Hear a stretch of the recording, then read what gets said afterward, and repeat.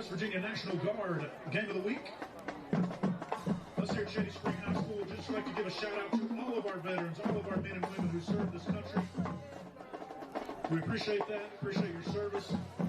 God bless Shady Spring, West Virginia, and God bless America, folks.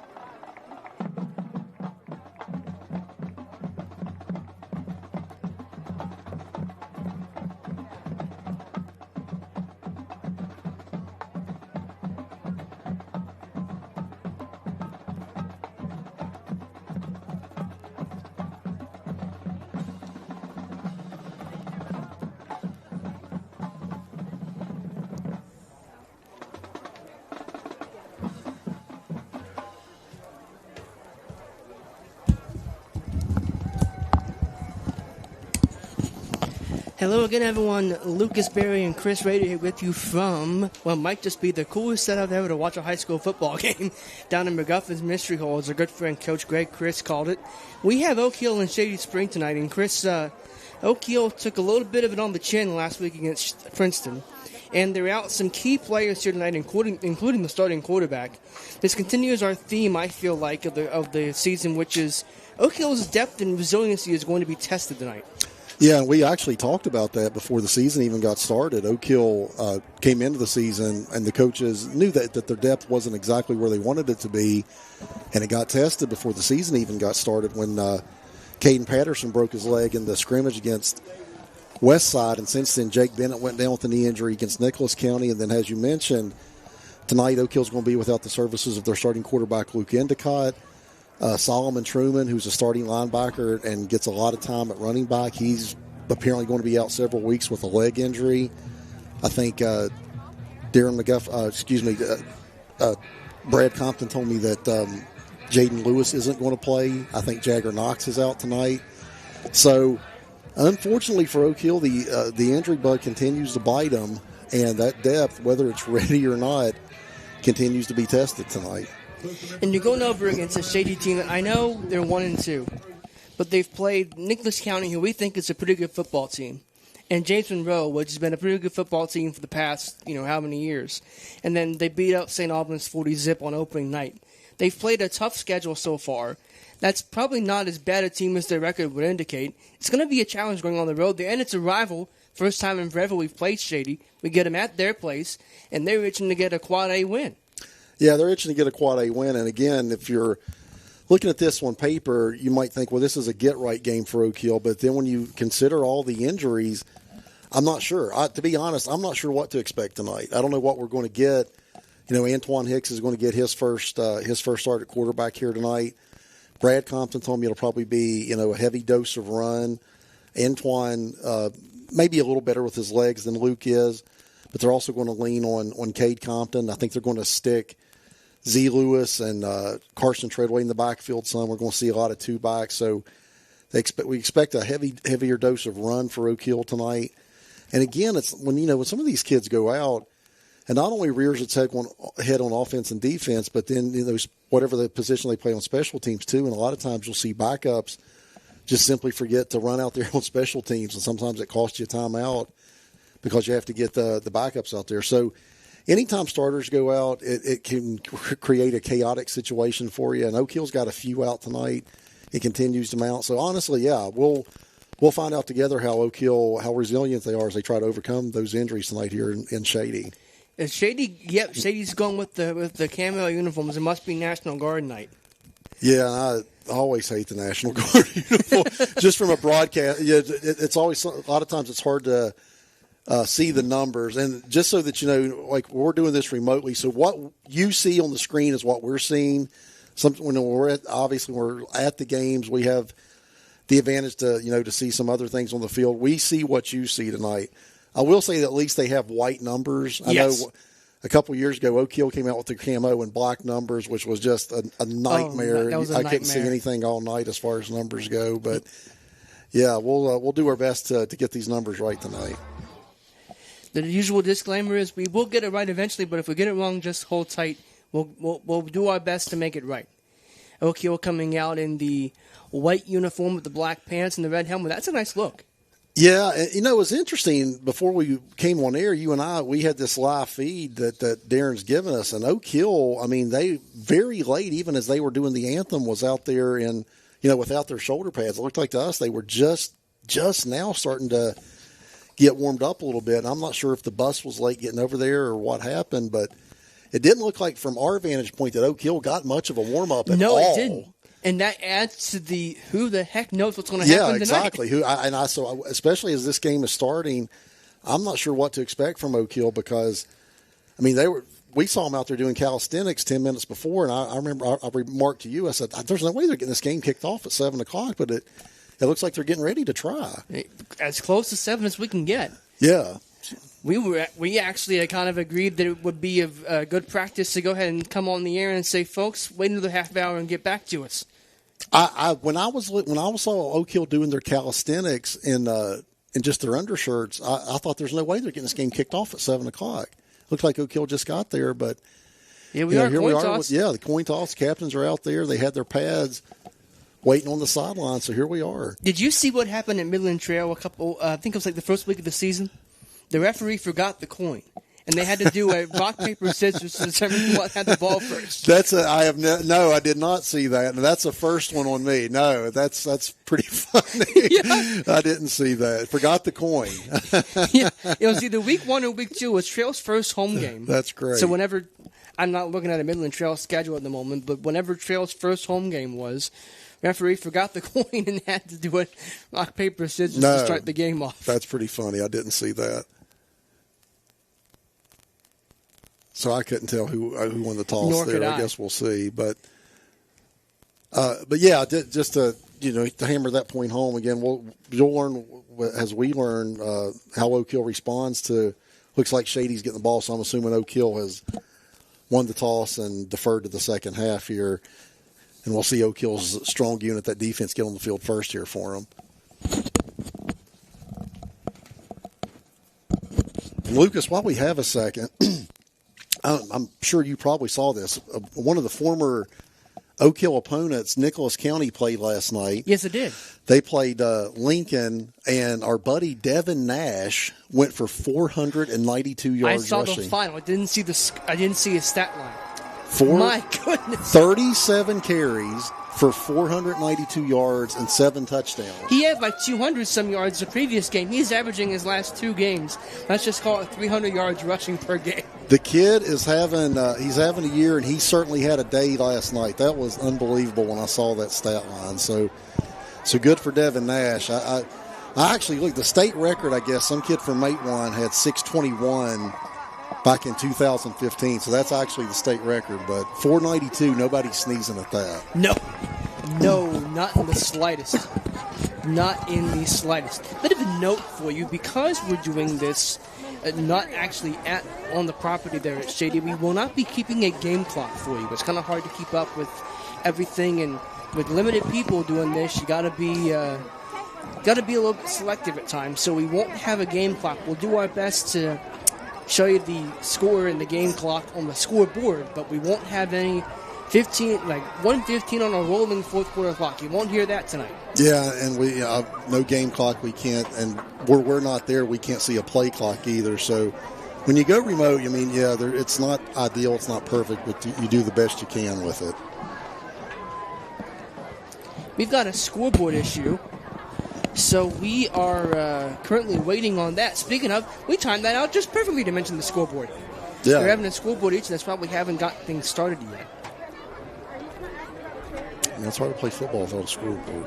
I was actually watching a YouTube video this morning. It was about the silent game in 2008, I think it was. The Chargers visited the Bills. There was a huge power outage in Buffalo. No scoreboard, no nothing, no in-stadium radio, completely quiet. The back judge was keeping the play clock. I do not remember that. Yeah, and I had no idea. No. But yeah, they played a professional football game without electricity and not without audio. They call it the quiet game. No, I do not, especially if it was in 2008. I would think I'd have some type of memory of that, but I certainly don't. Yeah, and that's head coach Vince Colacerto, and talking to the official out there, so we don't know what the exact the problem is over at Shady right now. I was kind of surprised he's been there that long. He's been there 21 years. Wow, I didn't know that either. First season was 2005. As the head coach? As the head coach. I had no idea he'd been there that long either. The things you find out when you're researching the games. All right, they say we're good. So we're getting audio from our investigative branch, a.k.a. Mr. Darren McGuffin. He says we're good, and so we shall be. So hopefully Oak Hill can cover kicks a little bit better than they did against Princeton last week when Bradley Moss took it 95 yards to start the game. So it's going to be Andrew Wingrove out there. He's going to tee it up from the 40. And I don't know, not to take anything away from Shady, but I don't know if they have Bradley Mosser back there. No, I'm really not all that sure. We'll find out, though. As that ball's on the tee. And at 4 minutes past 7, we're about ready to get the game going.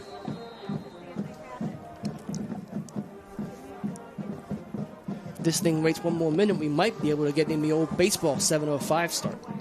Well, the old TBS start. Yeah, I like that. As a Braves fan, it brings back a lot of memories, the 7:05 starts. Nope, we're not quite there. We're a little bit early as that kickoff's going to go right through the end zone. That's a heck of a kick from Wingrove. It really is. And Shady will start with a pretty good field position. So Brad Compton told me Shady they'll go under center, they'll run some power. When they spread out, he said they almost 100% are throwing the ball when they go shotgun spread.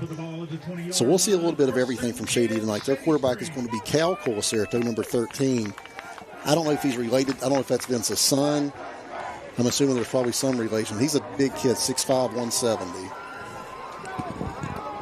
And he'll bring his team out with what we can see is a 3-receiver set. No kill going with a 5-man front here. Colacerto will hand the ball off, opening play, and that's going to be James Ludwig, look like on the tackle. Yeah, both linebackers, Cade Compton, and just to mention to you, Jack Hess is filling in tonight. Jack Hess is a 5'9", 194-pound freshman. He's going to fill in tonight for Solomon Truman, one of those inside backer spots. Him and Cade both filled that hole well, but couldn't make the tackle. Ludwig was able to clean it up. So they got 4 yards off that broken tackle. So it puts them in 2nd and 6. It was Blake Snodgrass, by the way, on the run.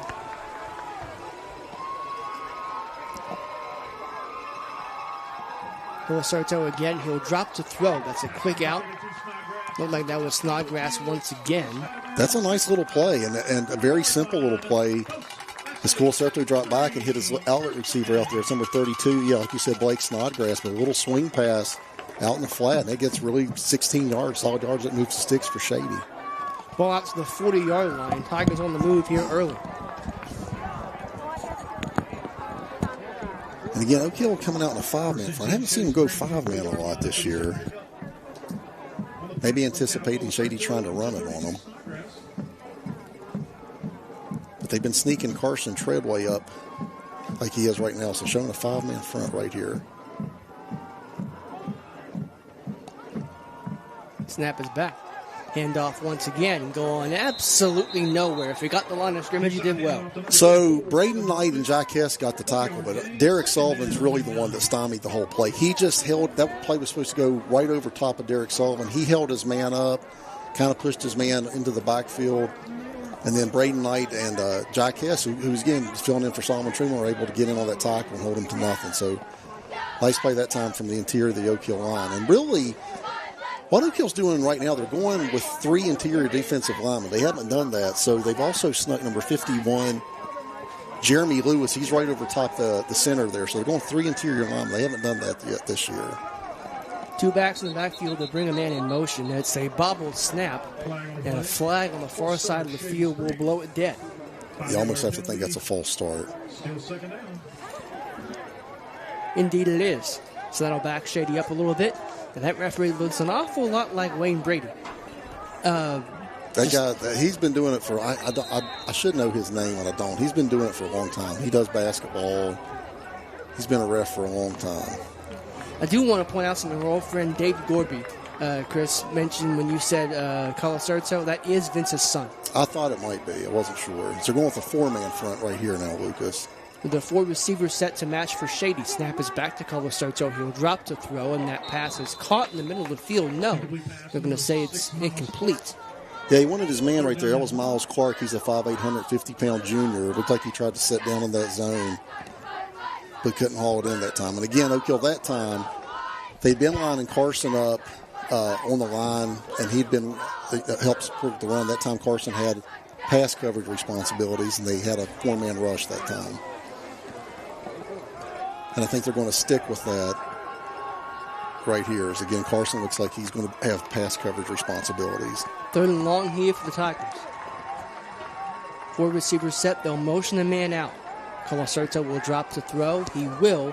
He's going for the sideline. That pass is dropped. That's Caden Helmer on the incomplete passes he was looking for. That wasn't a bad ball. You're right. He dropped it. It would have been short of the sticks, but it wasn't a bad ball. I did notice that time when Shady went empty and the running back went out in the flat, James Ludwig, instead of rushing the passer, he drifted out in the flat with him from his defensive end position. So that swing pass that hurt him earlier in the drive, that time a little adjustment with Ludwig drifting out there with him and took it away.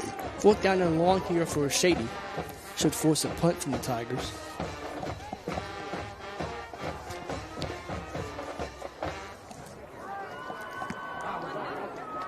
Oak Hill nearly gets to it, but they do get it off, and it'll be fielded at about the 30-yard line. And it'll be about at 28 or so where Oak Hill takes over. That's a nice tackle down there by Tucker Harvey. He's a 6 foot, 180-pound sophomore. Nice job of covering that punt for Shady. Carson wasn't able to get much on that. And you're right, we're going to see the Oak Hill offense with Antoine Hicks getting his first snap at quarterback here tonight. So we'll see how that works out for Oak Hill here as they take over, having forced a defensive stop on the opening possession of the game.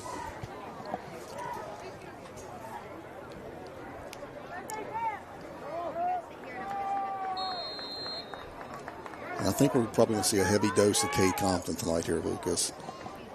As I say that, they swing it out. That's Owen Gross on the swing, and he'll get it out to across the 35. Solid gain on 1st down. Yeah, solid yardage. You're right on the little bubble screen out there. You see number 12, Tyler Colosino. So with Antoine in at quarterback, Tyler is then sliding into one of those receiver positions that Antoine usually plays. So like I said, everybody is moving around a little bit to create some chaos in your lineup. But if you're trying to break Antoine in, that's a nice safe pass to give him a completion and build his confidence right there. Antoine, once again, he's got Compton with him. Snap is back. They fake the handoff. They'll go to the screen to the other side now. That's Z. Lewis taking his time trying to find the hole to run, and he can't. Yeah, JD did a nice job defending that. Michael Crouch finally drove him down, 6'3", 280 pounds. So I saw something interesting on that. Derek Sullivan, from his left guard position, actually pulls out on that. And I would think for no other reason than to mess up a linebacker's keys, because he has really nobody to block out there on that play. So I'm thinking they're doing that. So Shady's linebackers, when they see him pulling, they're reading run, and they're trying to sneak a pass out there even though the backers are reading run. Another pass from Antoine. If he can get it off, he will get it off, and that was in the direction of Mr. Compton, but it's going to complete. Yeah, I'll be honest. I'm a little surprised we come out and see Oak Hill throw the ball 3 times, with Antoine Hicks making his first starts. I said that I thought we'd see a heavy dose of Cade Compton, and we see 3 passes to start the game. It looks like Carson is the one back deep to punt this ball away. So you always have to think about this too. Yeah, because Luke has been doing the punting. Yeah. So now you have Carson who has to do the punting. Now he's at normal punt depth, which is something Oak Hill hasn't been doing, and also something different. Cade Compton, or no, that's not Cade Compton. That's going to be number 33. Riley Diggs is doing the long snapping, and here we see it. And he'll just try to take it and mitigate the damage. And he'll spin out of it. and eat his way back up to the 14-yard line. So Shady taking over in fantastic field position. So I mentioned, when somebody like Solomon Truman goes out, it not only affects, offense and defense, but special teams. Solomon's the long snapper. So we have a new long snapper and the new punter here tonight, and you saw what happened the very first punt of the game. And again, special teams, which is just really hurt Oak Hill, all year and for the past couple of years. Again, put Shady in great position here. It looks like that ball's going to be spotted at the 13-yard line. But again, another huge special teams miscue for the Devils. But, breaking in a new long snapper and a new punter, those things might happen. Yeah. It's just going to take time to figure it all out. Unfortunately, you can't coach that. Colasurto once again bringing his team to the line inside the red zone already. Snap is back to Colasurto. He will drop to throw, and that pass is incomplete. Going for Shady. He was going for Caden Helmer out there. He was looking for a fade into the end zone. I'm not sure Helmer was on the same page. Helmer looked like to me he was trying to square his route off right at the goal line out there against Caleb Compton. So that just looked like a miscommunication between the QB and the receiver to me that time. 2nd down and 10 for the Tigers. Ball resting the 13-yard line yet again.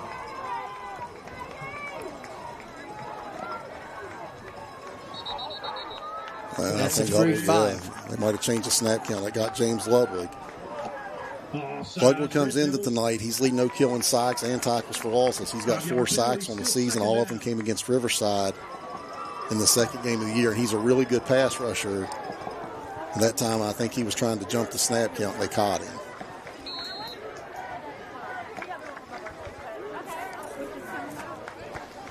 And again, Brad told me that when they're in that gun, he said they will usually pass out of that gun. And if they go under center, and they're in that gun right now, they have a 2-back set. Which leaves twins to the far side and single receiver to the near side. They'll fake the handoff. No, they will give it off. So they tried to run a little counter action that time, and Derek Sullivan did a nice job from his defensive tackle position, just getting a fistful of jersey and not letting go. Held that to a very short gain, so nice play from Derek that time. They're going to spot that ball right at the Oak Hill 6. So 3rd down and, I think 3. Yeah, 3rd and 3 from the 6. How huge would this be if Oak Hill could hold him? Oak Hill's defense has bailed them out a lot here in the last couple of years when they've been put in bad positions. With 5 on the play clock, Colasurto will snap it. They'll hand the ball off. And he's not going to get it. Yeah, Big Braden Knight kind of did what Derek just did the play before. He got a couple fistfuls of jersey, wouldn't let go, and just drugged him down for a short loss that time. That was Evan Romage on the carry for Shady. Shady running on the field goal team. Let's see if this Shady's going to go for it. If we're going to try, I think they're going to try to kick a field goal. I think they are. 28 coming out there. That's Owen Luger, a 5'8", 150-pound junior. Looks like they're going to spot that ball right at the 17. So that's going to be a 27-yard attempt for Owen Luger here to try to get the first points of the game tonight. Kick is up, and that kick is good. And Shady has a 3-0 lead over Oak Hill as we play on the 6:38 to go in the first quarter. We will step aside for just a moment and come back on the River Network after this.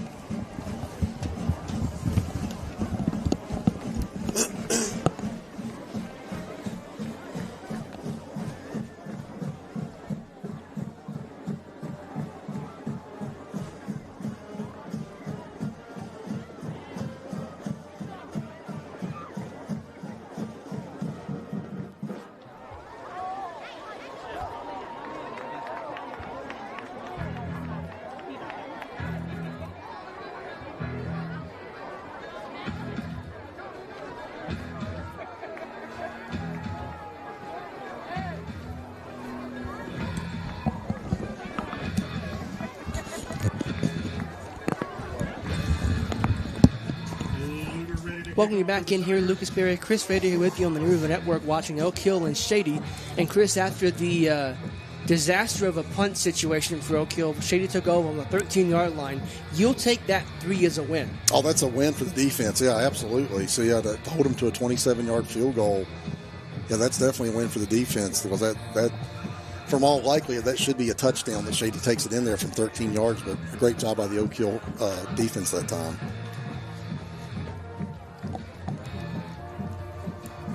So we'll see what Oak Hill's offense is like for the second time with Antoine Hicks at quarterback, as that's a pretty good kick. And it'll be fielded at about the 15. Get on it. He did. And Z will get it out. Z Lewis with a great return. Out from the 30, 35, 40, 45, 50, 45, 40, 30, 20, 15. Inside the 15, Oak Hill does the exact same thing to Shady. Well, special teams giveth and they taketh away, don't they? So, yeah. Big play from Oak Hill special teams. And again, that was after Z Lewis really muffed the catch on it. But sometimes you see that when you muff a catch, it'll throw off the coverage team's timing, and he was able to get outside. I will say this. If Owen Groves started celebrating like he thought Z was going, if he could have just walled off that last guy, that's probably a touchdown. Probably, yeah. If he just gets in his way, that's probably a touchdown for Z. So that's a teaching moment when you see it on film, because he was celebrating like Z was going, and if he just walls that guy off, it probably is a touchdown. I'll be honest, I thought he had gone too. I thought he had it. That's a big play for Oak Hill, though. They needed that. That's a really big play for Oak Hill. It was Compton and Carson Treadway in the backfield with Antoine in that two backs that we saw a lot last week at Princeton. Snap is back. They'll hand it off to Treadway. He won't get anything. That's a really nice play. That was Joseph Koger, a 6'1", 220-pound senior, came knifing in there and got Cade before Cade could even go on it off. So nice play from that young man. Yeah, that's actually a yard loss. That'll make it 2nd and 11. 2-yard loss on a play on the tackle by Cowder. Defense, as of now, is the story of the game. You want to stay out of obvious passing downs, breaking in a new quarterback. They're going to go with this single back before receiver look right here now. Moved Owen across the formation just to test, and now they'll bring him back in motion once again. Hand the ball off. Hand off of the middle. That's Cade Compton. He's getting to the 1. So that should be a first down. It's going to be 1st and goal right at the 1-yard line. And you're right. Nice run by Cade. Nice job by the Oak Hill line that time, though, to open up a nice hole for Cade. 3rd down and 1. And Oak Hill's in business inside the 1. They got to cash in right here. And that might just be the best play, that best words in football. 1st and goal from the 1, outside of the field, outside of the victory formation. So let's see. They're going to stay in that 4 receiver look, and the single back's going to be Cade.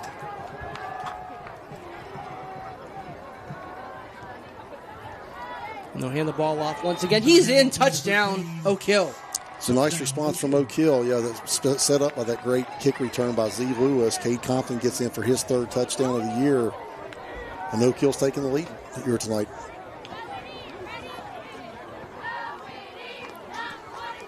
So we'll wait and see what the extra point looks like. I'm just happy to see Oak Hill make a play on special teams. We've seen the special teams hurt them so much. Yes. It's nice to get one back. Number 11 lining up for the extra point.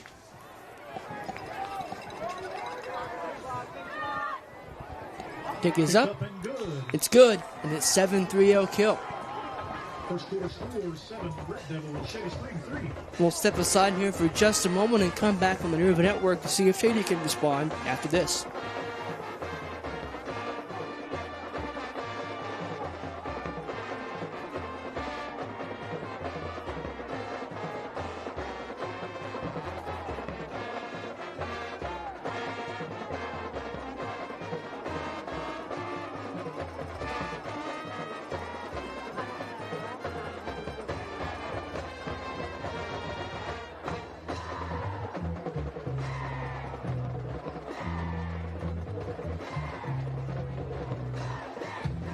Receive the kick for the Tigers, number 6, Mr. Miles Clark, and number 2, McGinnis.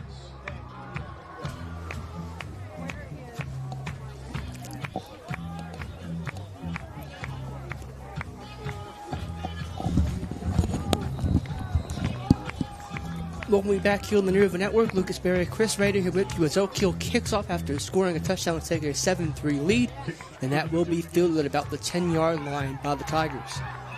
A pretty good return hit out to the 30. Big hit, yeah. Really nice hit that time by Caden Morris, a 5'7", 175-pound junior. That's a good stick on the kickoff right there. Nice job by Caden. On their own 30-yard line. And Shady with their second possession. Well, actually, this is their third possession, so they had to punt the first time. Then they took over deep inside Oak Hill territory and got a field goal out of it. So we'll see what they can do here in their third possession of the quarter.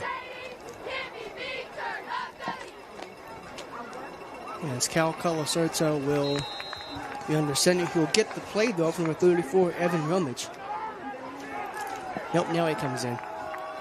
And if Shady's not careful, we can't see the play clock. Yeah, there's some confusion right now. Yeah, that was a late substitution.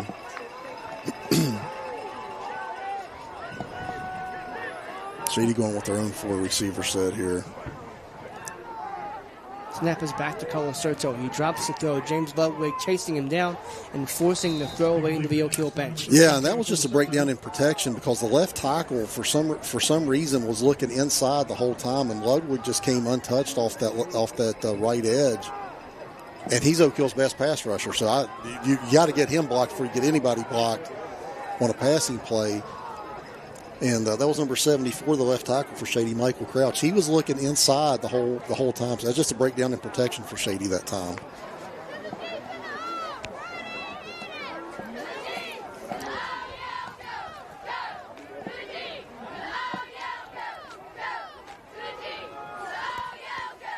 Snap is back. Handoff. Trying to bounce it outside. He will. And that's Shady Hedgecock, and he will get nothing. Yeah, Carson Treadway did a nice job coming up from that outside linebacker position. They tried to run a little trap that time, and they tried to trap Ludwig at that right defensive end. He did a nice job of closing it off, so that forced the back to bounce it out. When he had to bounce it out, Carson Treadway was waiting on him. Just good team defense that time for Oak Hill. That sets up a 3rd and long for the Tigers here from the 31-yard line.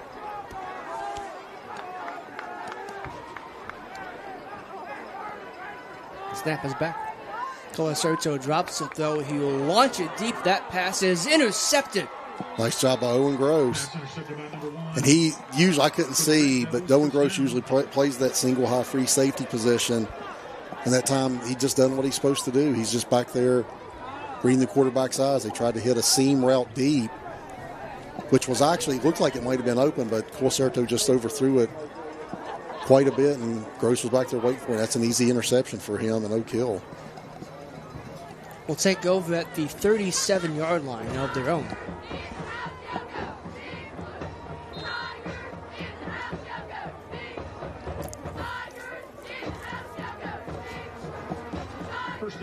Well, let's see if Oak Hill sticks to that ground game after having some success on that second possession.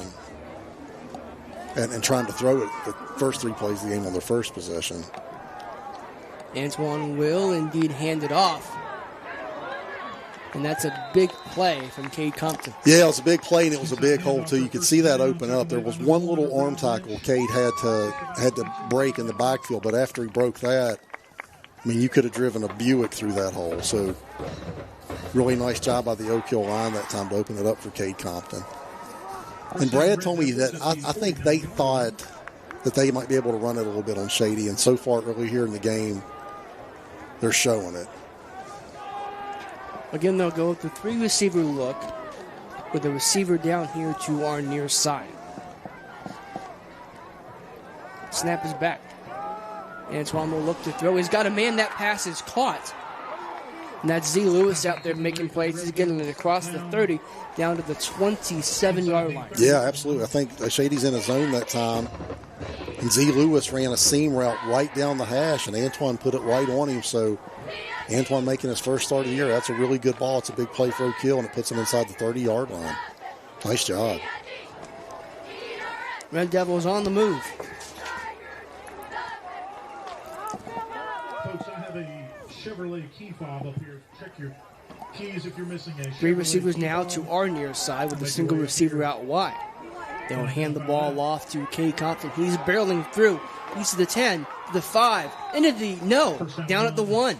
And actually, again, that's a huge hole. We're really seeing some of the Oak Hill line just blow open some holes on this Shady front 7. So Shady might have to make an adjustment, walk some safeties up, go to the 5-man front or something, because the 4-man front right now is just getting abused by that Oak Hill ground game. They're going to mark him down at the 4. So it'll be first and goal from the 4-yard line. And Shady's still staying in that 4-man front right now. They bring Owen Gross across the formation.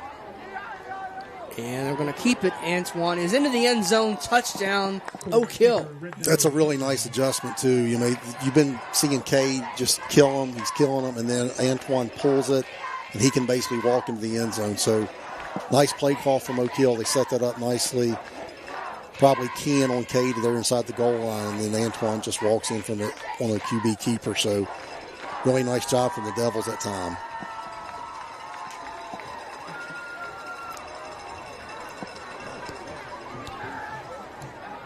Extra point upcoming here. Kick is up, and that kick is good. 14-3, Oak Hill has the lead. We'll update our scoreboard, and we'll come back after this on the New River Network.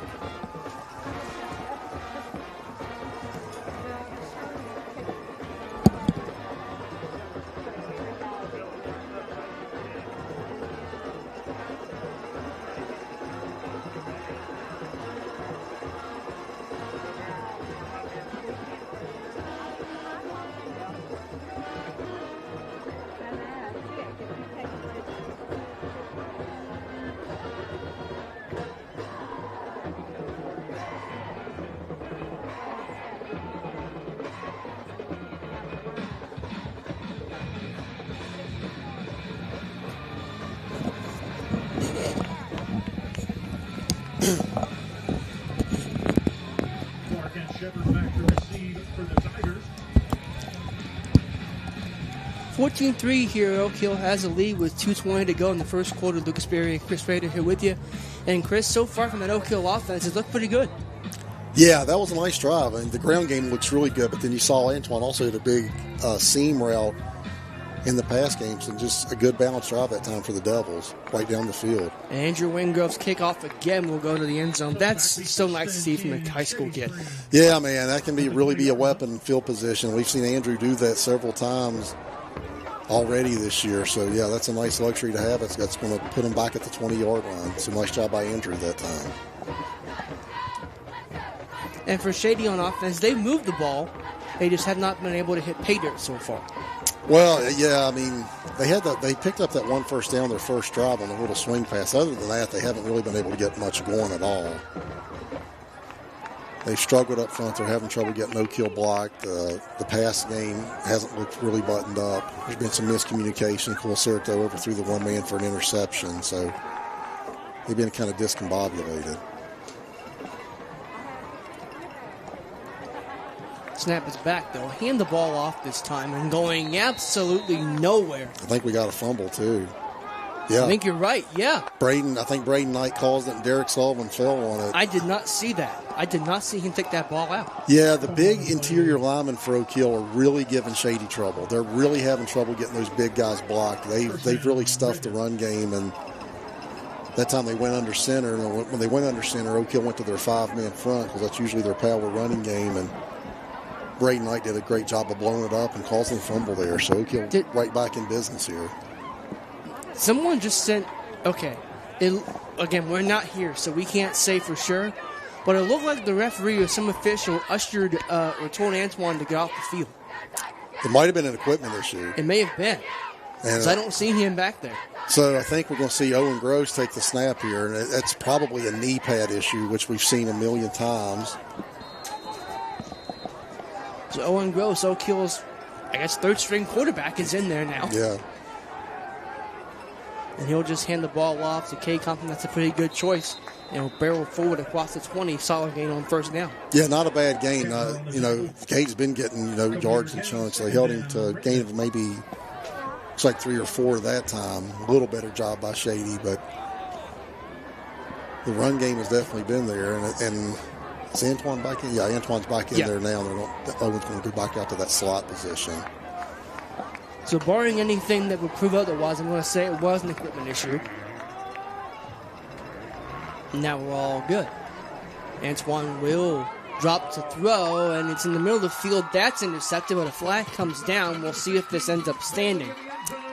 Yeah, we'll see what the flag is. Antoine just threw that right into coverage, though, as the safety back there for Shady, number 16, Jace Bailey, a 5'10", 170-pound freshman, kind of doing what Owen Gross was doing for Oak Hill. He was just back there waiting in the end zone from that safety position. As Antoine tried to fit it somewhere that he just didn't have any room. But we'll see what the flag is. We'll see if that interception stands. I'm not sure it is.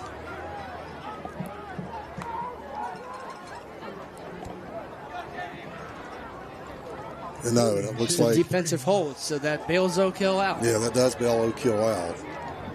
That'll be a stop foul. And Antoine, to his credit, I see him kind of tapping his chest like, that was my fault. So, again, he's making his first start. There's going to be some mistakes made. Oh, yeah. And he tried to fit that in a window that wasn't there that time. By 16, Jace Bailey, negated by the flag. First down, Red Devils, 10-yard line. So might that be a very important play in the game, with Shady potentially getting off the field on defense with no harm done? We shall see. It's from the 10-yard line now here for Oak Hill. We'll get it out wide. That's Carson Treadway. He's trying to get to the 5, and he will get there just about. Yeah, so that's solid yardage. That's a nice 5 yards right there. Bring up a 2nd and goal. Little swing pass out there to Carson. He got a little block from Z, and that's solid yardage right there. 2nd down goal from the 5-yard line. Second down and goal from the 6-yard line. And actually, Lucas, looking at the sticks, that doesn't look like a 2nd and goal situation. And where we aren't there, we don't have the luxury of seeing the scoreboard either. I know it's 2nd down. It might be goal to go, but I can't really tell. I don't see another stick down there. So I guess timeout Oak Hill. And we'll figure it out. So there's the one end. And then there's the other one. Yeah. So I think that is a goal to go. Maybe goal to go situation. So Oak Hill's going to take a timeout here and talk about it. Try to get their best play in here to punch it in and extend this lead to 21-3. And at 21-3, that's going to be a tall mountain for Shady to climb back. Yeah, but it would be. I mean, considering the season that they've had so far and what we've seen out of them so far, what we've seen out of them this game so far, that would be a big mountain to climb for them. But there is a lot of time. I was going to say, stranger things have happened. There's a lot of time. We're still in the first quarter here.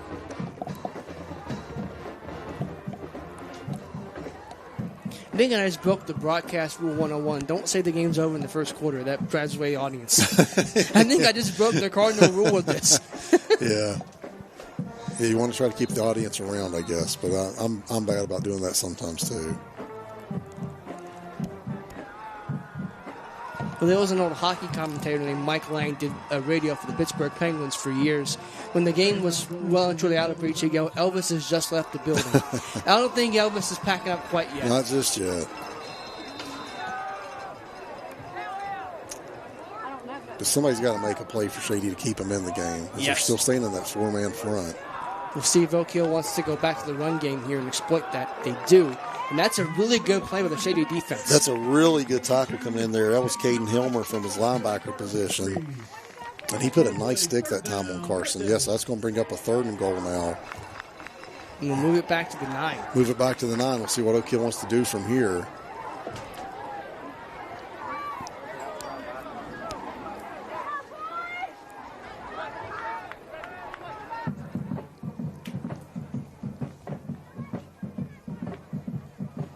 There seems to be some confusion with Oak Hill. Who just took a timeout. I don't know if they want to take another one. They just took a time, and I think they're going to. They're going to have to. They're going to back into a corner. They have to. Yeah, that's certainly not ideal. Well, actually, that's going to be the end of the first quarter, it looks like. Okay, so that's not quite as... Not as bad as we thought. Yeah, that's going to be the end of the quarter. They'll go down to the other end of the field. And And while we reset everything, we'll take a step aside ourselves and come back and have the second quarter for you on the River Network right after this.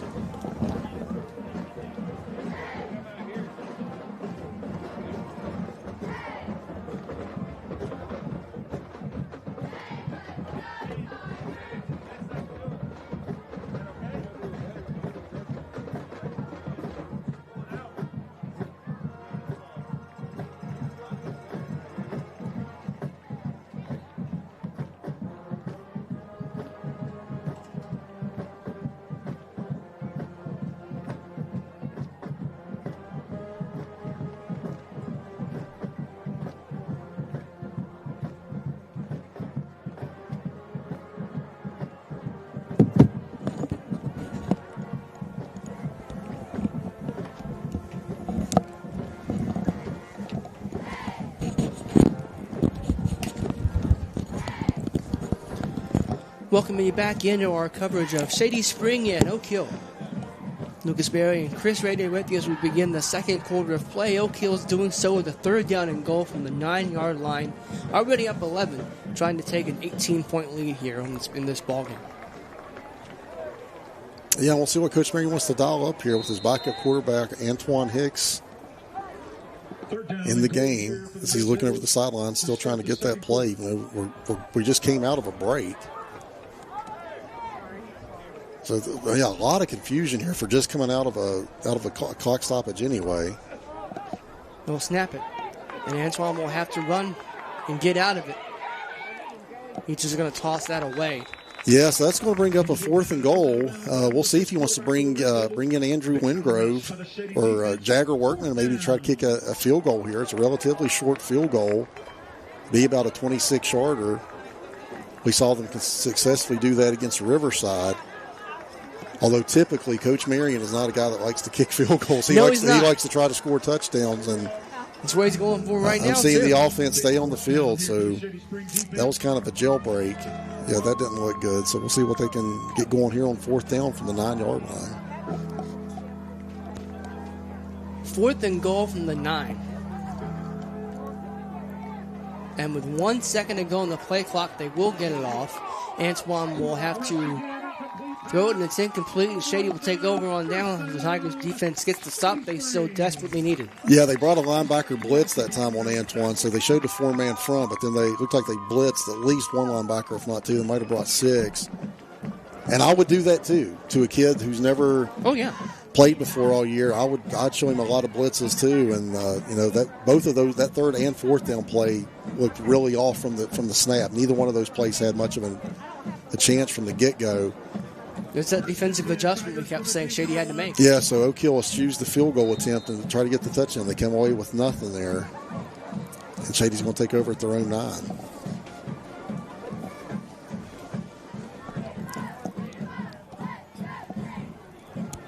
Cal Colacerto back there at quarterback. Head coach's son. Snap is back. And they'll hand the ball off.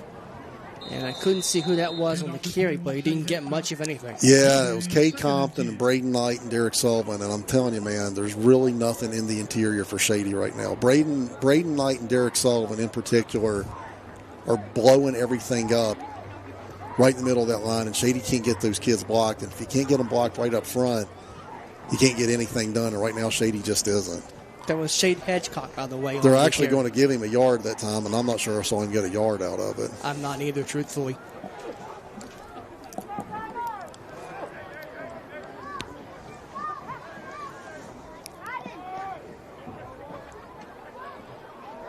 Colacerto will take the snap. He's got to get rid of it. He's not going to. It's a safety. And that's James Ludwig's 5th sack of the year to lead the team. And that time he got him for a safety. And again, I saw Carson Treadway come off the other edge. And Shady right now, Lucas, they just can't get anything done up front. No. They can't throw the ball. They're having trouble protecting the quarterback. They can't get their run game going at all. And that's a bad position to be in as that makes the score 16-3 now. And, of course, with the safety, Oak Hill gets the ball.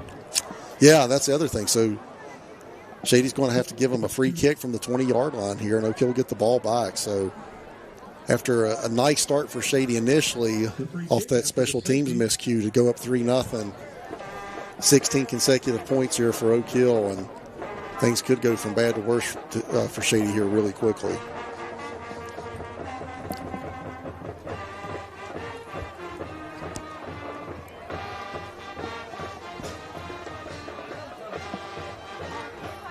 And we'll see if they want to kick this ball off or punt it. But if you remember the first kickoff that Shady had after their kickoff, Z. Lewis almost took it to the house. I always forget you have an option to do that. If punting, but I guess it is a free kick. Yeah, you can punt it or kick it off the tee, whatever you want to do. So it is their option.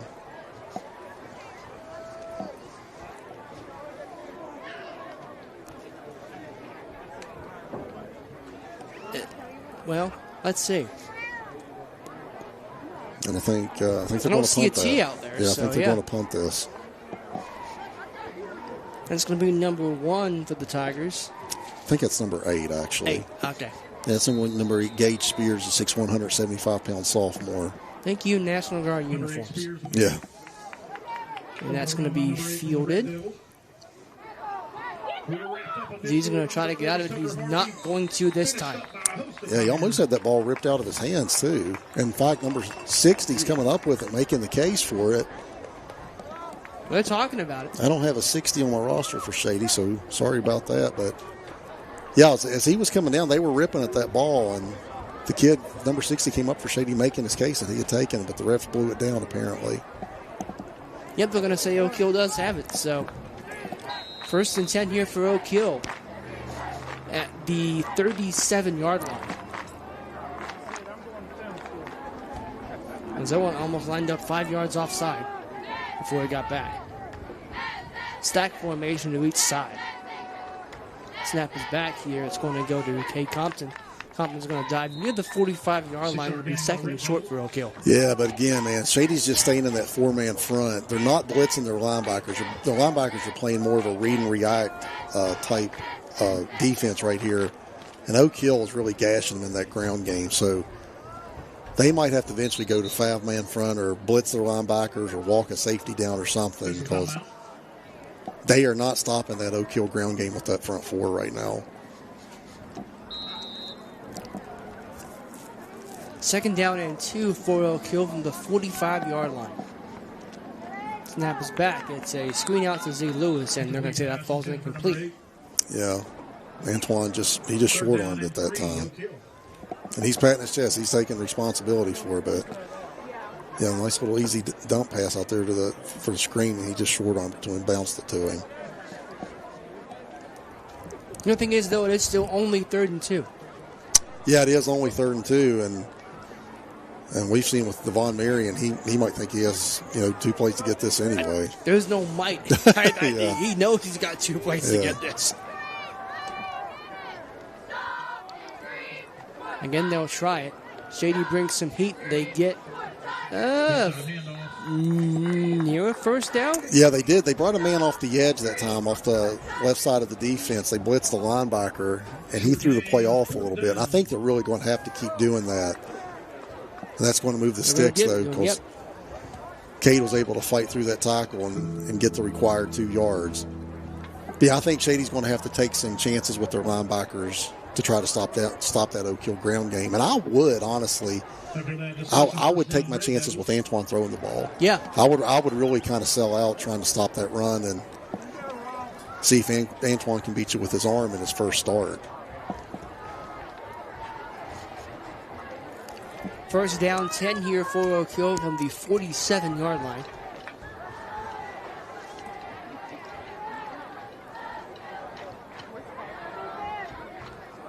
And Rick Carson Treadway in motion. And Antoine looking his way. He'll go downfield. Instead, that pass is caught.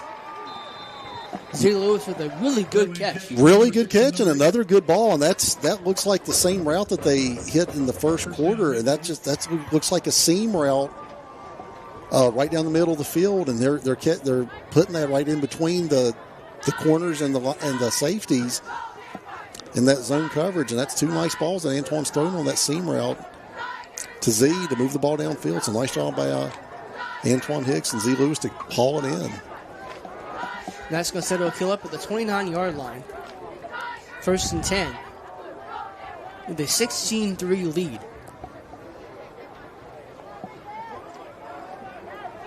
Handoff once again going to Compton. He's got a first down and then some down near the 15-yard line.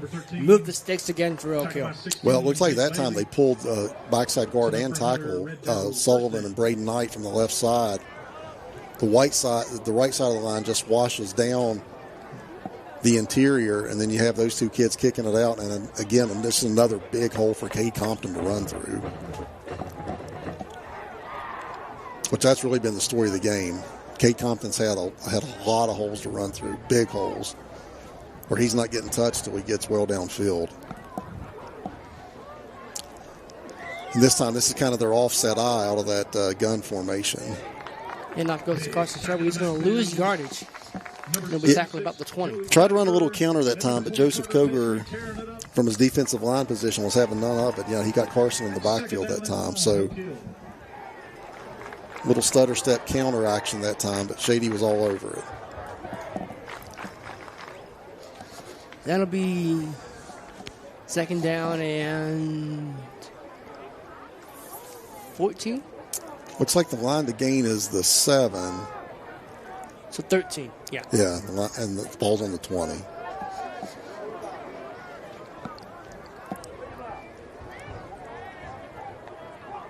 Snap is back. Antoine's got to get rid of it. He does. He launches into the end zone. That pass is caught. Touchdown, Tyler Colosino. How about Tyler Colosino with his first touchdown of the season? I think it's his first catch of the season. And he actually gets up holding his shoulder. He might be banged up himself as he's filling in, but nice job from Tyler Colosino to haul that ball in on the post pattern, and great ball from Antoine Hicks. And Oak Hill has extended that lead now at the 22-3, trying to tackle on the extra point. But I did see Tyler kind of grabbing at that shoulder collarbone area. Wasn't really keen on celebrating. No, that's the first thing I noticed too. He just had his first touchdown. He wanted nothing to do with celebrating it. And that kick is up. It's good. And it's 23-3 Oak Hill. We'll come back in just a moment. And we'll have the conclusion of the second quarter after this on the New River Network.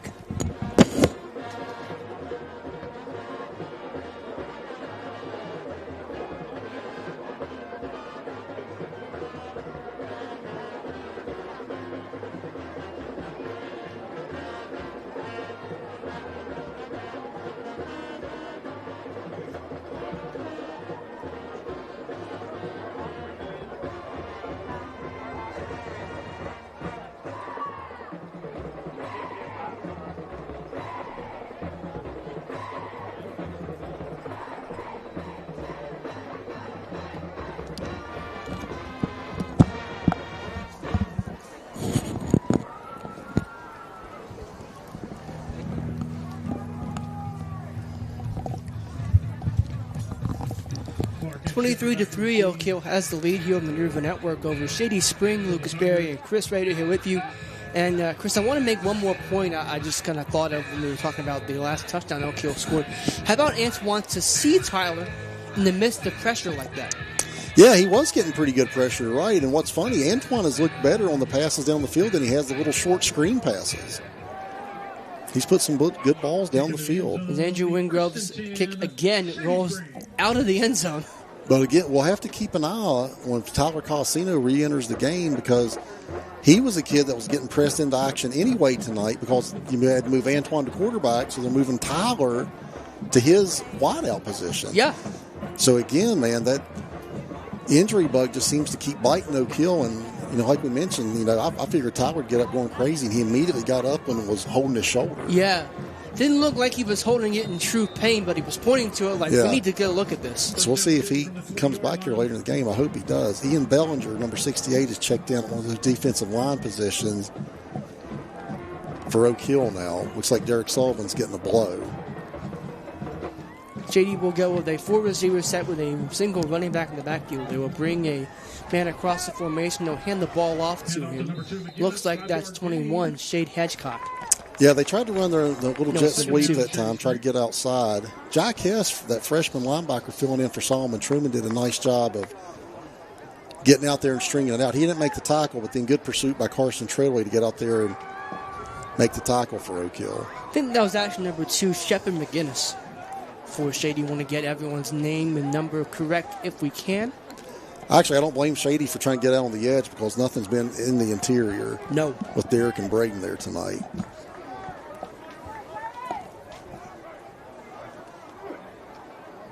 Colacerto will take the snap. They'll hand it off again. They try to go inside and nothing doing. Yeah, that time it was Jeremy Lewis. And even though Derek Sullivan's come out, Shady really, really having trouble getting those interior defensive linemen for Oak Hill blocked tonight. Whether it's Braden or Derek or that time Jeremy Lewis, they're just living in the Shady backfield.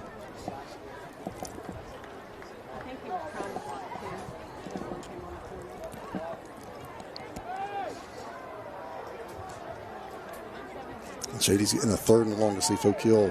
Watch James Ludwig out here at that right defensive end. Oak Hill showing blitz but backing out of it now. They just rushed 3 that time. Colacerto still feeling that pressure. He'll roll out to his left and just chuck it downfield, and that's incomplete.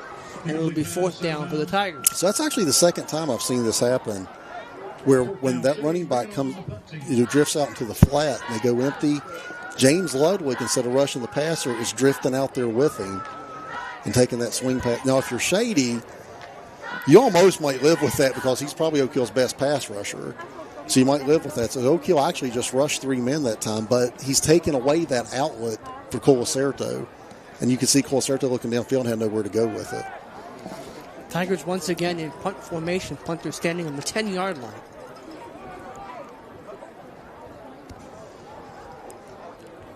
High snap. They'll get it off. And it'll take a bit of a Tiger bounce. And it'll be down at about the 43-yard line. But a nice, just another great defensive series for Oak Hill. And if not for that, that botched punt where Shady took over at the 13 and ended up kicking field goal, they'd be pitching a shutout right now. And by my count, Shady only has 1 first down. The first drive of the game, they threw that little swing pass out into the flat. I think you're right. Got 16 yards. I can't remember getting the first down other than that.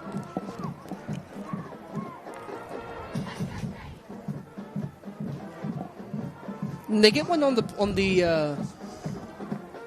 And number 10, Brennan Brooks, has checked into the game for Tyler Cosino. He's at that right split end at the top of your screen. Snap is back. They'll hand the ball off once again. That's Kay Compton. He's going to dive across the 45. Oak Hill's in business here. It's in the Shady side of the field. Well, Lucas, the story of the game right now is what's going on up front on both sides of the ball. Oak Hill is controlling the line of scrimmage, and that's the oldest cliche in the book. But if you control the line of scrimmage, you control the game, and Oak Hill's definitely controlling the football game right now. Someone's taking a timeout. I can't tell you who because we're not there.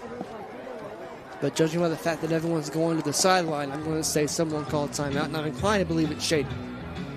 Yeah, I didn't see who took it either, but Shady. And if you're getting beat up front, if you can't get people blocked and you can't get off your own blocks on defense, it's awfully hard to get anything done. And that's what's happening with Shady. They can't get Oak Hill blocked. They can't get off of blocks, and that's why we have a 20-point game right here in the second quarter. It's been 3 touchdowns and a safety if you're just joining us for Oak Hill. Right after a bad punt with a new long snapper and a new punter where Shady took over at the 13-yard line of Oak Hill. They held him to 3, and then on the ensuing kickoff, Z. Lewis just about scores and sets Oak Hill up with fantastic field position inside. I think was he at the 11? Yeah, I think he got down to the 11-yard line. It was a great kick return. Set him up nicely for that first score. And they've been off for the races ever since. Yeah, and they've got they got a couple turnovers on defense. The run game looks great. They've hit some passes downfield with Antoine. So really a nice balanced performance here for Oak Hill. Shorthanded. Shorthanded when they have some kids coming off the bench. Starting quarterback is out. Playing key roles for them. So, nice balanced performance here for the Devils. They'll look to add on to the score here before halftime. Yeah, I think they're going to get assisted in that, as that should be an offside against Shady. That should be a free 5 yards for Oak Hill. Yeah, they were trying to bring one of their linebackers off the edge that time. That was number 20, and we get his name here, Carter Petrie. And he couldn't hold his water at the time. They might have switched up the snap count on him. Shady Spring.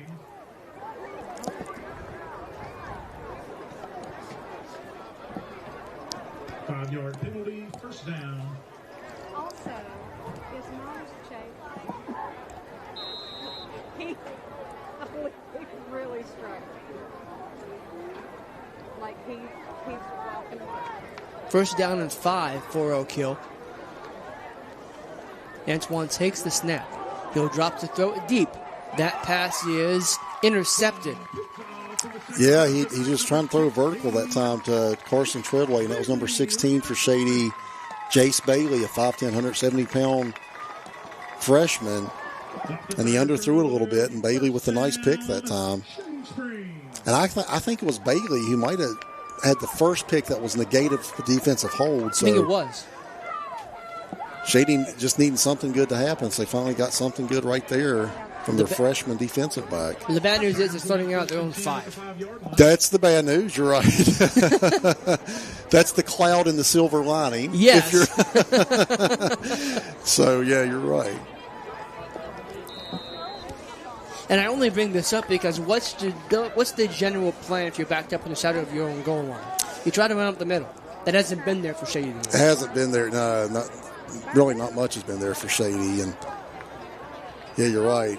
Generally, you just want to try to get one first down to get out of the shadow of your own goal line, but they've had a lot of trouble moving the ball here tonight. 2-back set with Colasurto in the backfield. And once the snap he gets it, they'll hand the ball off. That's going to do it just fine. It's going to be a first down here for, let's see who had that carry. That looks like that was Shade Edgecock, number 21. Yeah, and that's actually their best run of the night. So they finally found something off that left side that time, and Hedgecock found a little seam and hit it. So that's easily Shady's best run of the night.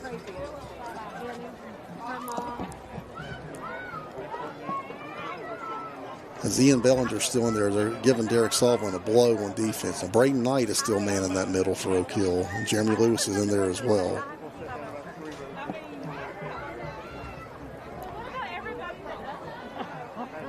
They'll hand the ball off once again, getting a little bit. Well, that should be a first down. Jeremy Lewis made the tackle from his defensive tackle position, but now I'm assuming he didn't get the first down on this first carry.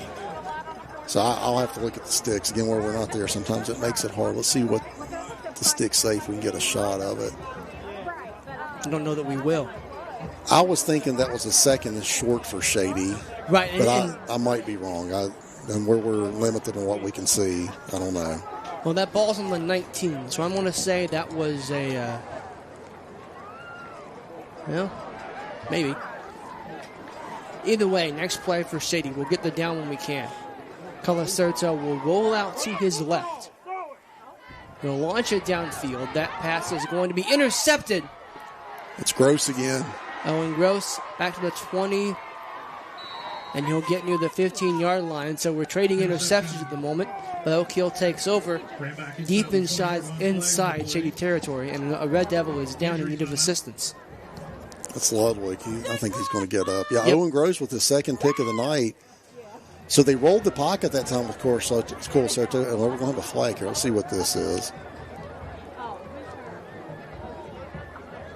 That's going to be on Oak Hill. Now, I don't know if that was after the interception or not, though. That might have been on the run back.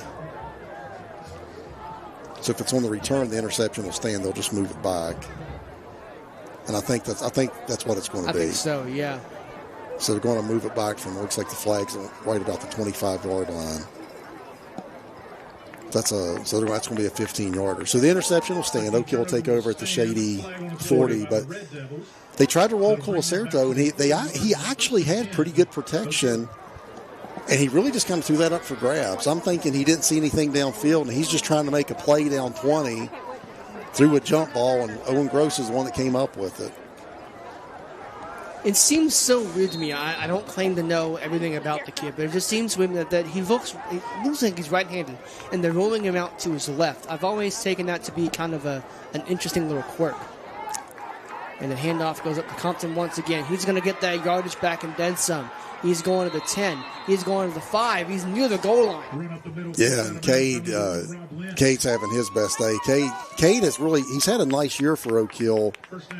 I wrote some stats down and I left them in the car. Cade's got 37 carries, though, and I believe what I wrote down was for 274 yards. So he's flirted with that 100-yard gain every game, but he hasn't been able to quite get there. He's going to get it tonight. He's going to get it tonight. But his yards per carry average is 6.8. So Cade's having a nice year, and he's well on his way to getting his first 100-yard game here tonight, though.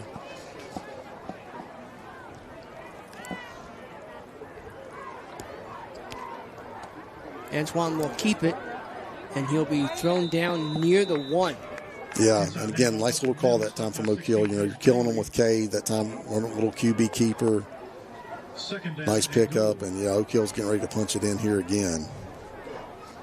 I think they're actually going to put that ball on the 2. Yeah, I think you're right. And I wouldn't do anything too fancy right here. I'd keep it on the ground and go with what's working. I will say Tyler Colosino has not checked back in the game. Ever since he went out, Brennan Brooks, number 10, has been in that wide receiver position for him out there on the right. And the snap is back once again. It's going to be Antoine. He's trying to get to the goal line. He will be awfully close. I thought for all the world when he pulled that, he was going to win that race to the edge. But and I'm sorry I didn't get the number of the Shady kid who tackled him. But nice job of pulling him down. Yeah, left him short. That's going to be 3rd and goal from the 1 there.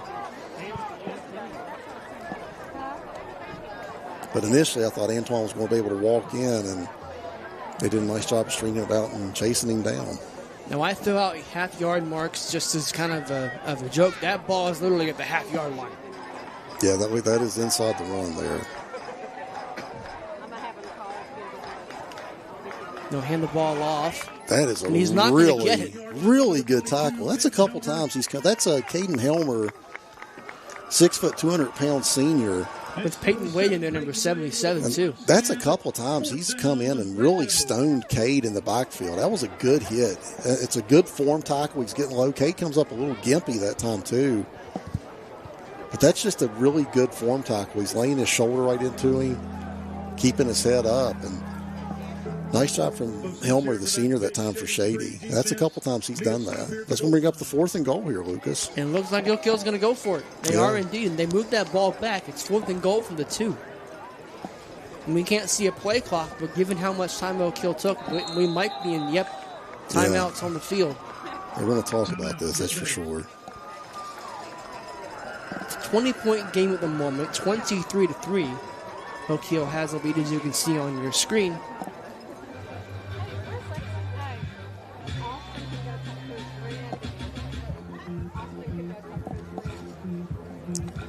So yeah, they're going to try to dial up their best play. Again, playing armchair coach, I'd do something simple, run power here with Cade. Although they just stopped that, but for the most part, that's worked here for him tonight. And I just run it right up the middle and trust my big uglies up there to open the hole. Yeah, I can't see a reason to disagree with that. I'm always thinking too. They after out of a timeout or something, they never think you're going to do the same thing twice. Everyone assumes you're going to change it up. Yeah. Why would I?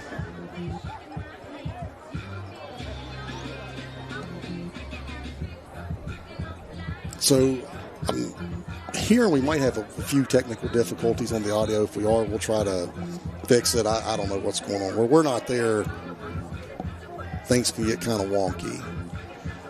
But at halftime, Lucas will talk to Darren because those guys can turn the buttons you don't want me turning. You don't want me turning either, but that's what it has to be.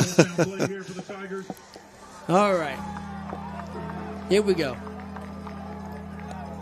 They're going to take it to Carson Trail, but he's going to find the end zone. Touchdown, Oak Hill. Yeah, and I really like that call, too, because we haven't seen it. We haven't seen it. I like the call. I like the adjustment that time from Devon Marion to run that little jet sweep with Carson.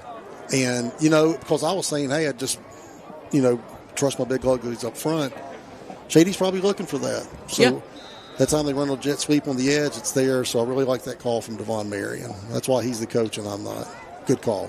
29-3 at the moment. The extra point pending to make it 30-3.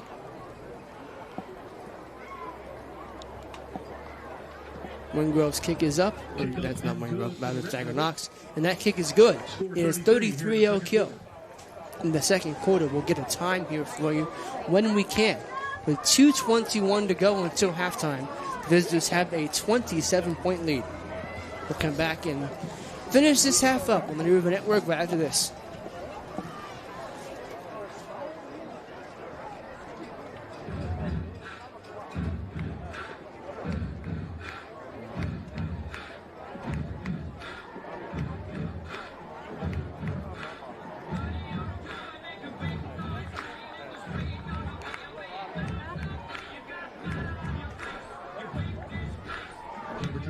Number 6, Miles Clark.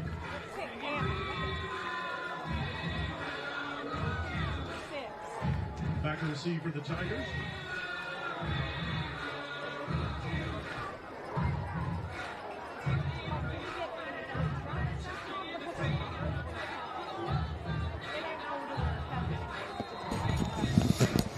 And as Lucas Berry's back there turning buttons, I'll call the action as Andrew Wingrove puts his left foot into it.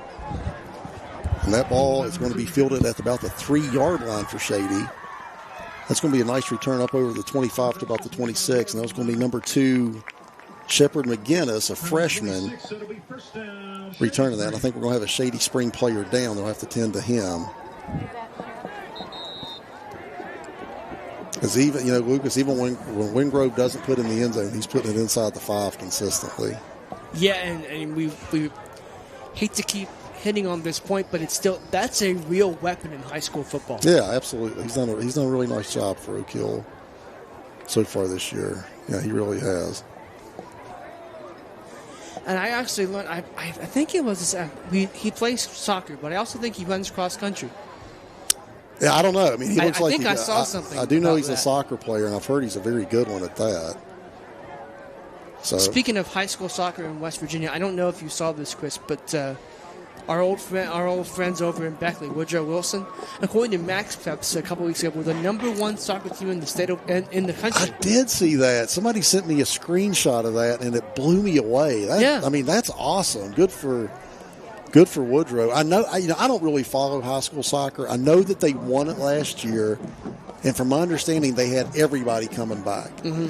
So I know that they're loaded. But man, to be ranked number 1 by Max Preps in the whole country, that is awesome. Yeah, I did see that. That's really cool for Woodrow. Good for those guys. Oak Hill went over to play them on Tuesday. I had the girls' game in Oak Hill when they played Nitro. Girls' game was interesting. It was 2-1 Oak Hill, winning it with 1:21 to go in the game.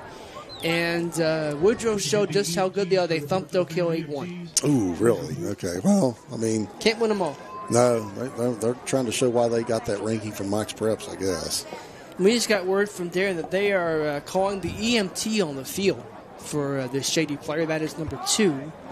We'll try to get a name on that. That's Shepard McGinnis. He was the kid that returned it. He's 5'7", 150-pound freshman. So, yeah, we hate to hear that, though.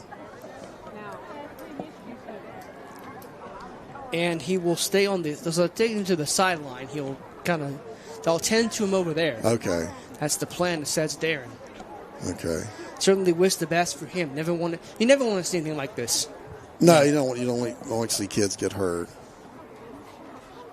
Yeah, they're bringing the gurney out. Yeah, I hate to see that. It's all going.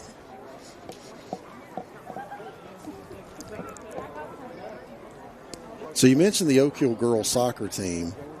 So I know one of their stars is Bella Holly. Bella Holly's a really good soccer player. Her brother, Parker, is a freshman. He's number 17 on the Oak Hill football team. But they come from good stock. That's a good family. And somebody was telling me just the other day, said, you got to go see Bella play if you haven't seen Bella play.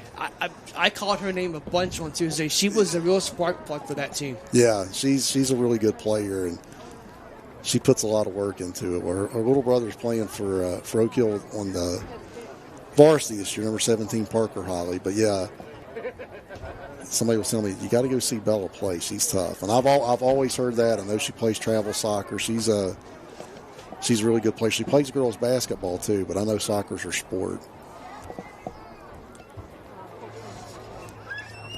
She did not find herself on the score sheet on Tuesday. I'm trying to remember who did.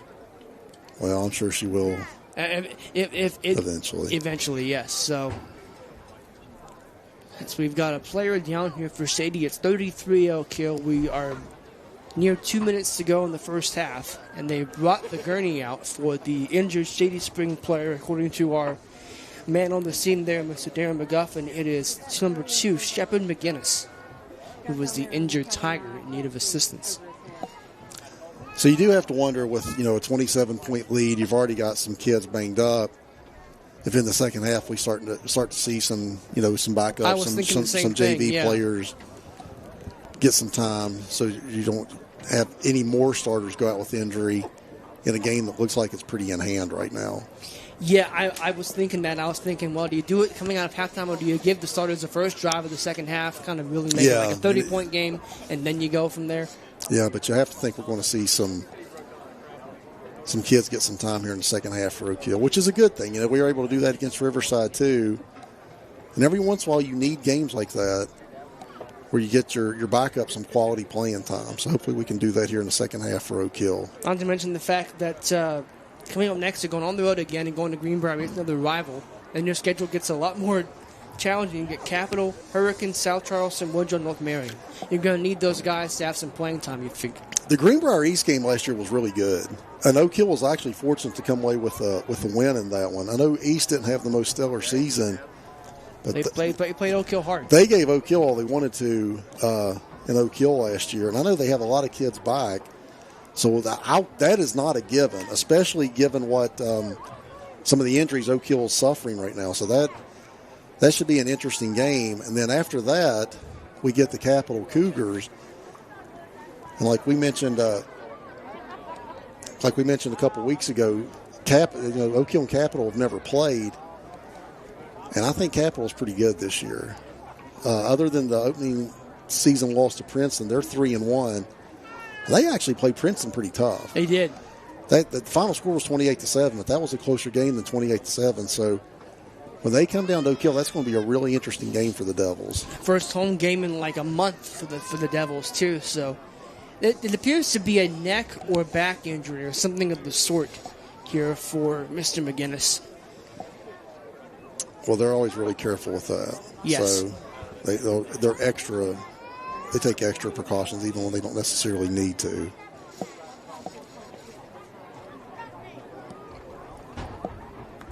And they say they're going to take him to a local hospital. I honestly can't tell you where the nearest hospital is to Shady Spring. That would be Raleigh General or ARH, somewhere in Beckley. Somewhere in Beckley they'll take him to and hopefully get him the care he needs.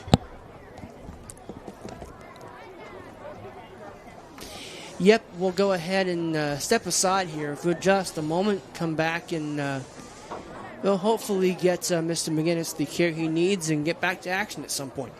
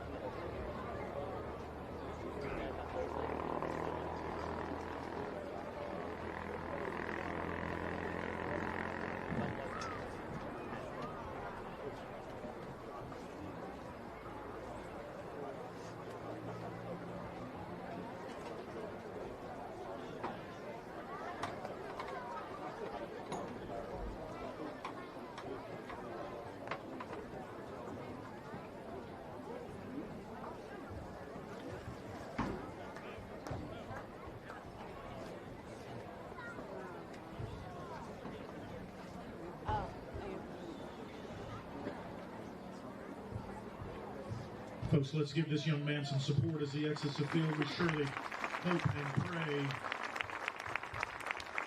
that this young man's okay. It'll be a great time to say a prayer for him. Hang in there, fellow.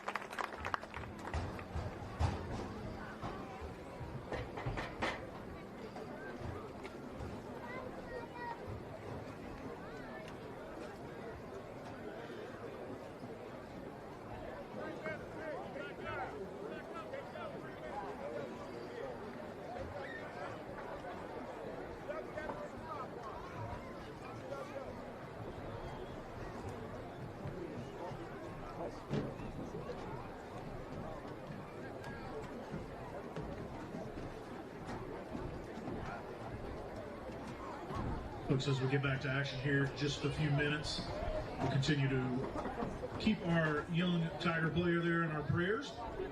Surely hope everything is okay, and I'm sure we'll hopefully maybe get some updates here in just a little while on his condition. We do a 1st and 10 Shady Spring just outside the 25-yard line.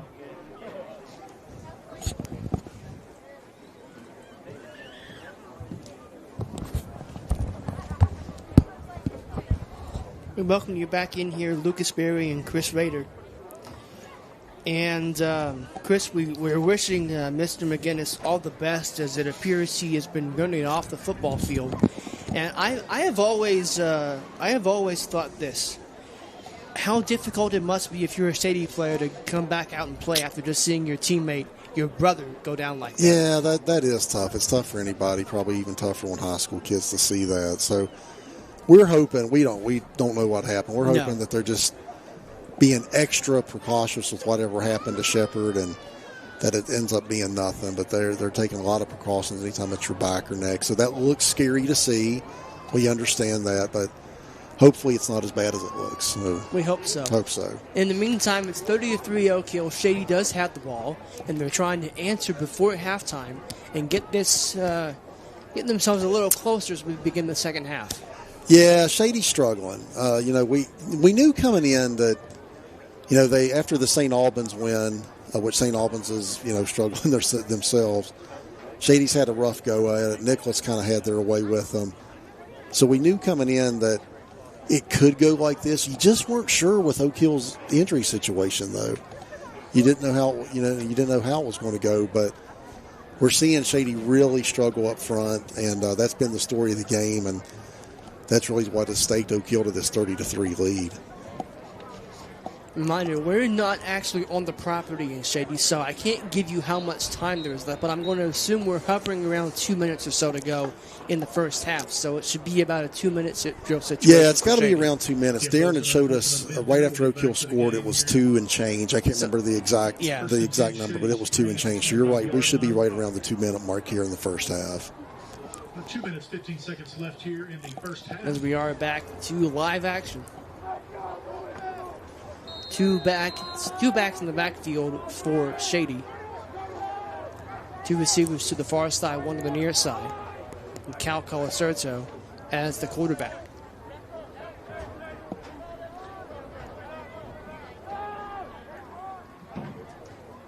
Colacerto has a bad snap and falls on it.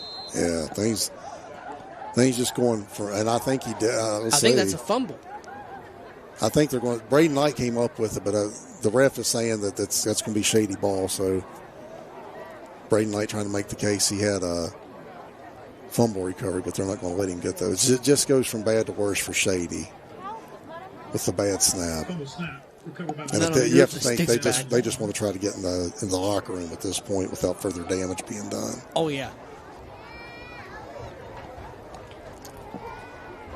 It doesn't look like it'll come tonight, but I was doing some numbers, Chris, and we talked about how long Vince Colacerto has been there. The next time Shady wins will be his 100th victory at Shady Spring. No kidding. Yeah, I didn't know he'd been there that long. That surprised me when you said that. And they're going to launch it deep. That pass is Almost picked off by Antoine Hicks. very nearly picked off. Yeah, Colacerto just taking a shot and into another jump ball. Antoine mad at himself. He had a really good shot at coming down with that, just couldn't quite hang on to it. And yeah, Shady at this point is just looking for anything, looking for a spark. He's young. That's a couple times Colacerto's just kind of thrown 50-50 balls downfield, hoping somebody will make a play for her, but haven't been able to do that on the outside tonight. And Colacerto will bring the play in to his teammates. And they'll go once again.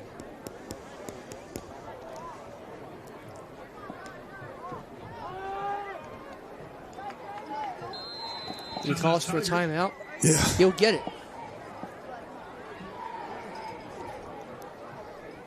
Yeah, just a rough night for Coach Vince Colacerto and his son tonight and the whole Shady team. But a guy there of 21 years, that breaks our string. We'd had 3 straight weeks of coaches making their debuts and their debuts for the season for their teams. Colacerto's on the other end of that, being there 21 years. He's seen just about everything, you think? Yeah, I would think. Did he come from Beckley? I couldn't tell you. I think he might. The Colacerto name in Beckley's been around forever. I'm wondering if he came from Beckley. But he's been there a long time. And Shady's just, they've really become, the reputation now, especially lately, is that of a basketball school. Yeah. The basketball team's been fantastic the last 4 or 5 years. Football team has always been kind of up and down, sort of like Oak Hill. They'll have years here and there that they're really good and years that they really struggle. Because it looks like our camera work. There we go. There we go.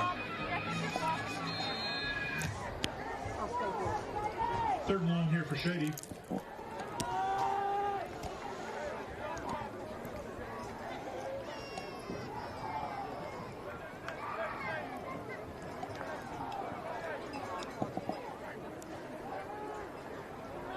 Snap is back. It's a handoff trying to go to the outside. They will be able to.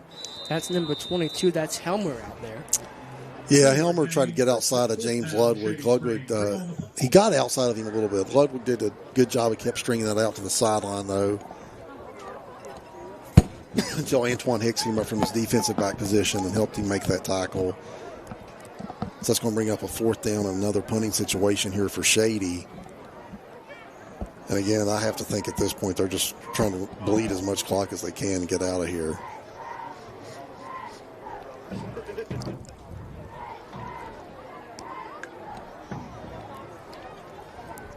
Chris, you've got the wrong Colacerto. Pete Colacerto was the head coach at Beckley from 1976 till 2000. I knew that Pete was there. I'm still wondering if Vince came from Beckley. Well, he may have as an assistant. John Lilly was the head coach in Beckley from 2000 to 2016. Yeah, I knew Pete. Pete Colacerto was over in Beckley for years and years. I'm just wondering if Vince was an assistant over there at some point. Because when I think of Colacerto, Ryan Colacerto was a terrific basketball player. I think of Beckley when I hear the name Colacerto. Now, I'm not going to say anything, but that just shows the difference in our age groups because I think of Shady. Do you really? Because of Coach Colacerto, he's been there for forever. That is fun. Yeah, I think people in my generation, when they hear Colacerto, they think of Woodrow Wilson. Yeah, because of Pete Colacerto, and then I'm going to ask you this. Do you know who Ryan Colacerto is? I have not heard that name. Oh man, people my age are losing their mind right now. Ryan Colacerto in the early 90s was a terrific basketball player for Woodrow. He was actually, I believe he was the state player of the year in 1993.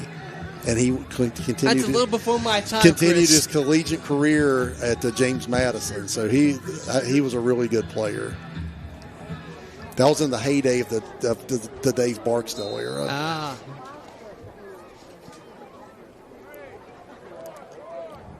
Lucas, you're making me feel old, man. Punts away.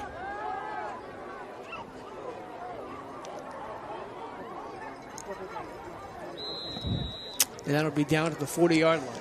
Yeah, and again, we don't know how much time's left. We'll see what Devon Mary wants to do here. Stake to a 27-point lead. I would think he probably just wants to keep on the ground, get into the locker room, no injuries, and maybe get some of his JV players some time here in the second half. We're going to find out. But let's brag on Antoine Hicks, Yeah, who has come in here tonight, getting his first start at quarterback, and he's made some nice throws downfield. Got a touchdown pass to Tyler Colasino. He's hit a couple nice seam routes to Z Lewis. So Antoine's made some nice throws, and he's made his presence felt. He's did a nice job filling in for Luke Endicott here tonight. Yeah, he has. We'll have another go at it from the 40-yard line. Snap is back. It's a handoff to Kay Compton, who's going to get across the 50, down to the 45-yard line. It's a first down and 10 for Oak Hill. Yeah, it's Cade again. We mentioned Cade's trying to get his first 100-yard game of the year, and if he's not there already, he's knocking on the door. Yeah. He's knocking on the door of it. And unfortunately, with Solomon Truman being out a few weeks, that's going to be a lot more on Cade's plate. Yeah, it is.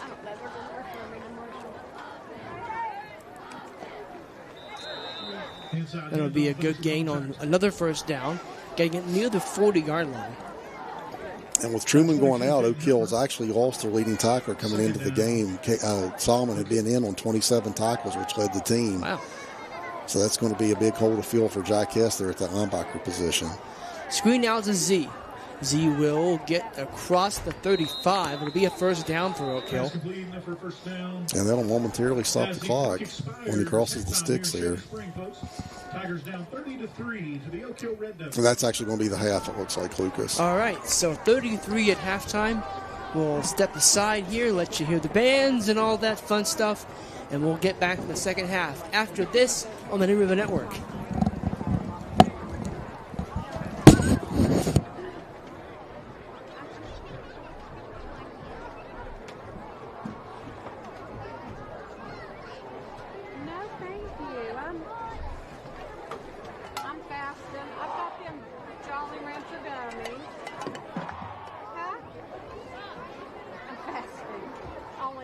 I've not eaten for 22 minutes.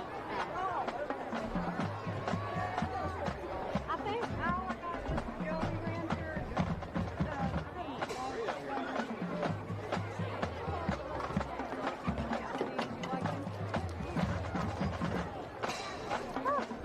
You want some? I gotta do better. I gotta do better about getting my snack game.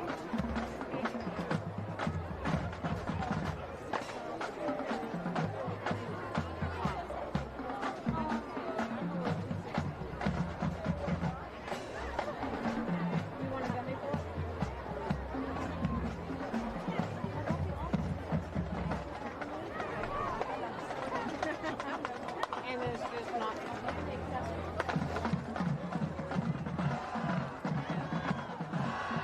Ladies and gentlemen, in your field, the Oak Hill Red Devils marching band.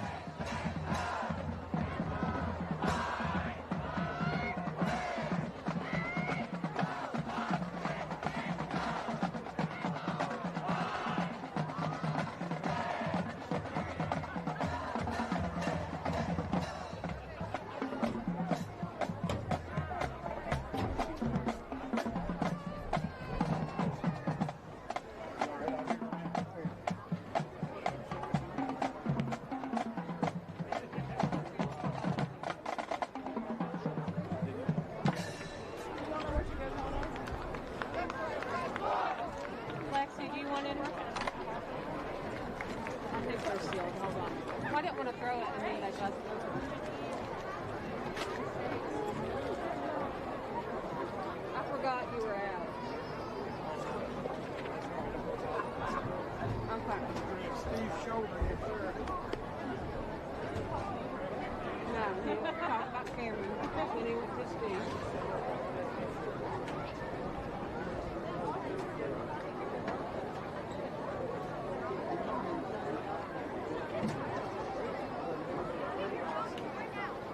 I hope it is.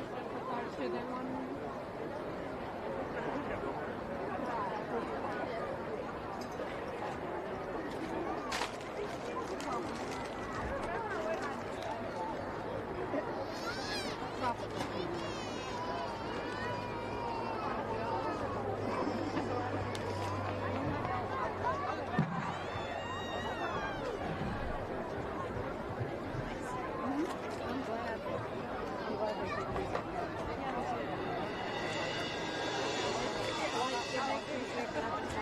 Well, if it makes you so sick, why don't you keep eating yum?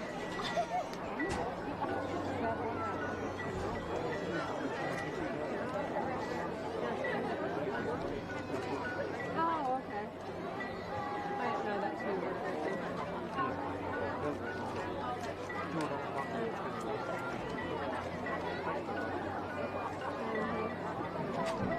So he was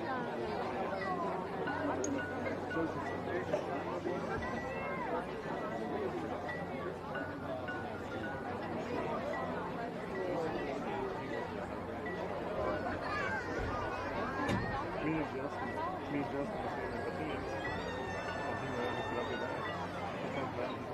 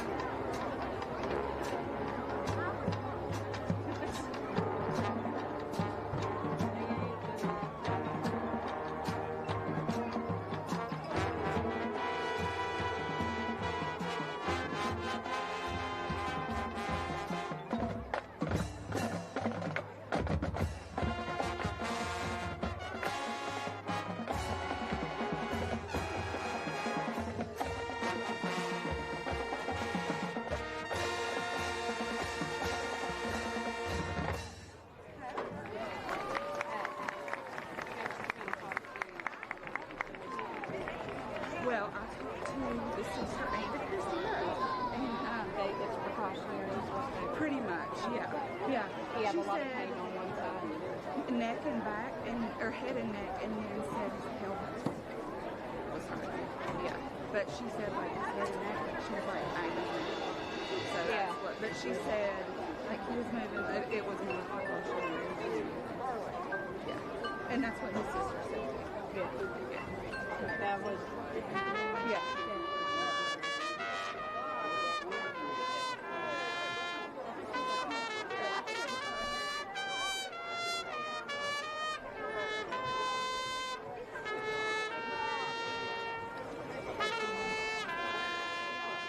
no, yeah,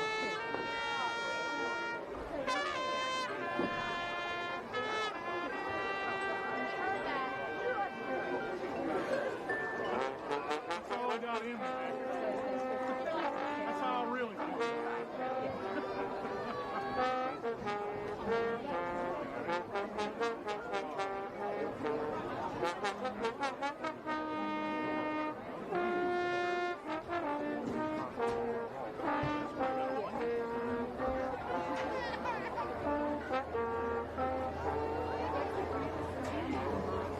The question whenever you're done. What if it had to be done right in the picture?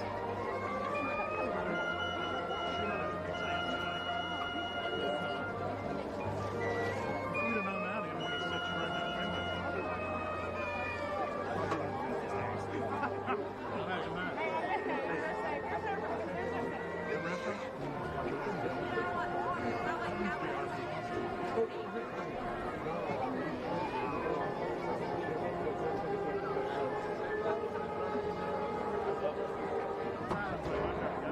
Like it said.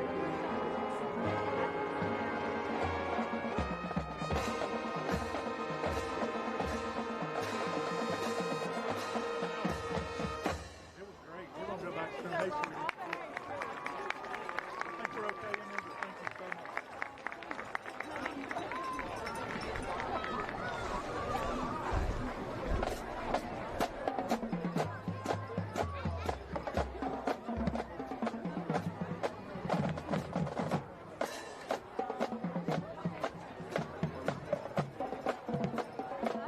Great job of the Oak Hill Red Devil Marching Band.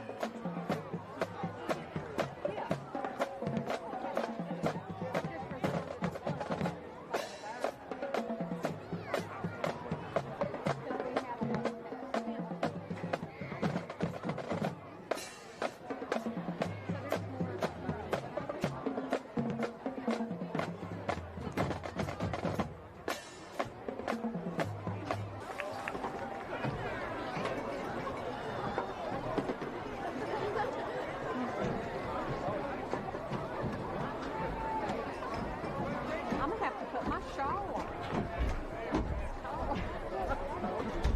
No, I The said I'm Tigers not are led by drum majors Chandler Gibson and Caden Gwynn tonight.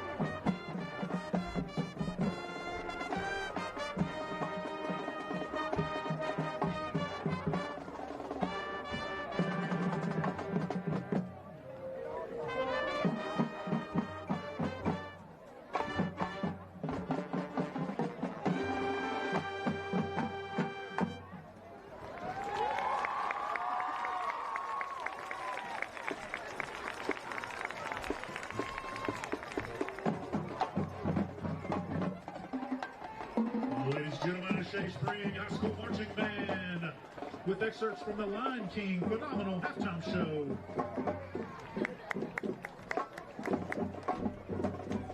While the band's exiting here, just want to remind you, Daniels Missionary Baptist Church once again be hosting the fifth quarter immediately after tonight's game.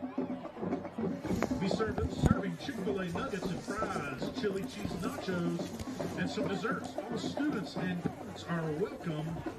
One more time, Daniels Missionary Baptist Church once again hosting the fifth quarter immediately after tonight's We welcome game. you into our unsponsored halftime report. This is Lucas Berry and Chris Rader here with you. It's 30-3. Oak Hill has the lead on Shady Spring. We are in the halftime intermission, despite the fact that it says second quarter on the scoreboard. We'll get that fixed for you momentarily. But Chris, I understand you did some math this week, or some jotting down. Whatever one you want to take credit for is fine with me. Yeah. You've got some numbers for us is the point I'm trying to get at. Why don't you go ahead and read those off and talk about Oak Hill before we get to the micro of this game. Yeah, Brad Compton's kind enough that at the end of every game, he'll send me the stats the following week. So I added them up, and obviously these are season stats, and they'll mature as the season progresses. But coming into tonight, Luke Endicott making his he was first year as a starter for Oak Hill. He was 31 of 62, which is right at 50%, for 323 yards, 5 touchdowns, 3 interceptions. Cade Compton was the leading rusher with 37 carries for 252 yards and a couple of scores. He's added to that tonight. Solomon Truman had 11 carries for 85 yards and a TD. Luke Endicott from his quarterback position had added 22 carries for 68 yards and a TD, and Carson Treadway had 12 carries for 94 yards and a TD. The leading receiver was Z. Lewis with 14 catches for 136 yards and a couple of touchdowns.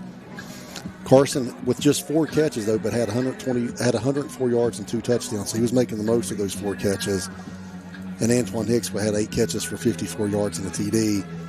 And then I mentioned in the first half, Solomon Truman was the leading tackler. He was in on 27 tackles, 12 of those being solo. Cade Compton right behind him. He's been in on 21 tackles, so as you would expect your linebackers to do. And James Ludwig was leading the team in sacks and tackles for loss. He had 4 sacks and 2 tackles for loss, and he's added to that tonight. He got a safety on his 5th sack of the season. So just giving you some updated stats. We'll try to do that as the season progresses, just kind of let you know how the kids are doing this year. Now back to the micro of this game. It's a 27-point game for Oak Hill. Shady hasn't really been able to do much offensively. We talked about this a little bit in the first half, and we'll kind of reiterate. This is a great chance for Oak Hill to get some kids out there who, despite the fact that we're already well deep into the depth chart, have not had a chance to play a ton. And that only serves to develop them and get them ready if their name is called upon later on in the year. Yeah, absolutely. And the way the injury bug has bitten Oak Hill, that's not a bad idea. Unfortunately, Oak Hill's had some bad luck with injuries. So when you have games like this, I definitely anticipate Devon Marion will get some of his backups in to give him some playing time, but also maybe just to help keep his starters on the bench and rested in a game that looks like it's well in hand, and not let that injury bug bite you any more than it already has. We talked about it earlier. We're in a stretch of Nicholas County, Princeton, Shady, Greenbrier. These are all rivals to begin the year. And then the schedule toughens up a little bit. So if you can get those starters out, minimize the risk of injury, we're all for that. Well, hopefully you can get some of these kids back, too. Yes. I don't know what Luke's prognosis is right now. I know he's out tonight. I'm not sure moving forward what his prognosis is. Brad did tell me that I think Solomon Truman is going to be out a few weeks with that leg injury, which is really unfortunate for Oak Hill. So we've seen Jack Hess, the freshman, step in tonight for him at that linebacker position. And then, we mentioned in the first half we saw Tyler Cosino go down after his touchdown catch, and then we saw him with his pads off and he had on a brace. So I doubt we see Tyler back. Brendan Brooks has been playing in his spot, so we'll probably get to call a lot of names and numbers we don't normally get to call here in the second half, I would assume.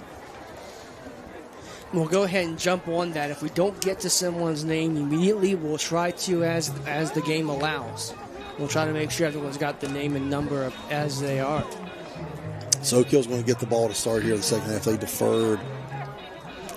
And we'll see if Coach Marion, like you mentioned, maybe puts his starters in for one drive, or if he goes immediately to his bench. So we'll see what he wants to do here. again, we had talked about Cade Compton coming into the game. He had 252 yards rushing in the first 3 games, and he's been really close to that 100-yard mark each of the first 3 games. Just hasn't been able to get there.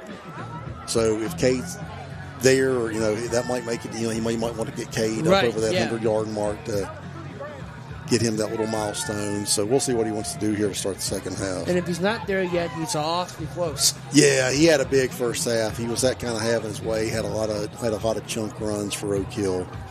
And there's a conflict between the officials and a few Oak Hill players, and of course we're not really privy to that information, but you don't usually see that. Yeah, we obviously don't know what they're talking about here. So, but yeah, I just want to see Oak Hill put this one to bed, get out of here without any more injuries, and just give some these backups some quality playing time here. And hopefully the clock rolls for us too. Yeah. These we were talking off here. These can be hard games to broadcast when they're not super competitive and kind of lopsided on one side. We were sharing war stories about some of the games we've had to call. I still think you win. I think you win in that department. Yeah. So I was telling Lucas off air years ago for a radio, I called by myself, mind you, a radio game that Bluefield beat Oak Hill 77-0.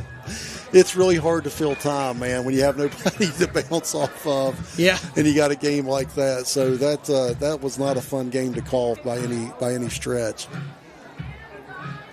But they make for funny memories. Yeah, they do. You look back on it and you're like, man, how did I get through that? Yeah. At least we have each other now. We'll get the second half going here. And Shady, like we said, we'll be kicking off 2 Oak Hill. That's the first time I've ever had someone say I was sharing old wars with them. That means I've been here long enough. Yeah, man, absolutely. All right, here we go. So this is Owen Luger, who's got the only points for Shady here tonight on that 27-yard field goal. Z. Lewis will try to take it out from the 30. He will get from the 35, the 40, 45, 50, 40, 30, and he's dragged out of bounds inside the 30-yard line for Shady. So 2 really nice returns here for Z. Lewis. He's kind of taken a little bit of a page out of Bradley Mosser's playbook. Mosser last week, there were several times that he would just kind of hesitate and look for an opening and bounce. And that's exactly what Z was doing right there. He didn't just kind of hit it up in the seam. He was kind of looking to see how things were developing, found where he wanted to go, and that's 2 big kickoff returns for Z. Lewis here tonight. For the moment, my idea has prevailed. Yeah, the starters are still in there. Yeah, they sure are. And we'll see how this first drive goes and see if then Coach Spring wants to get him to his bench any.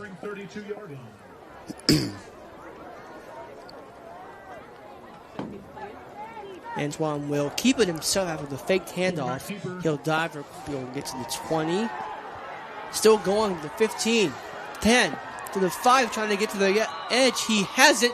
Touchdown, Oak Hill. Well, that's the way to start the second half, and Oak Hill continue to have their way. And again, that we've seen Cade gash him so much, and any time that Antoine has then kept it on a QB keeper, he's had a bunch of room himself. So Oak Hill really just has anything they want on the ground right now. So on the first play from the scrimmage of the second half, Oak Hill makes it 36-3 at the moment, extra point pending. And again, we'll get that scoreboard updated for you after the extra point.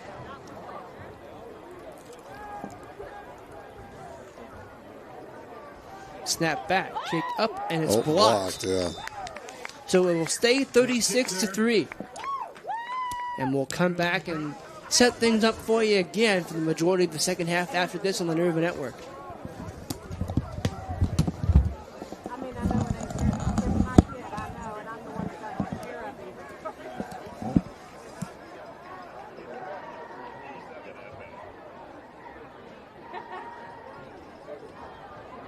I'm gonna go get him. I'm gonna go get him. I will. I'll lift him up and you hold it.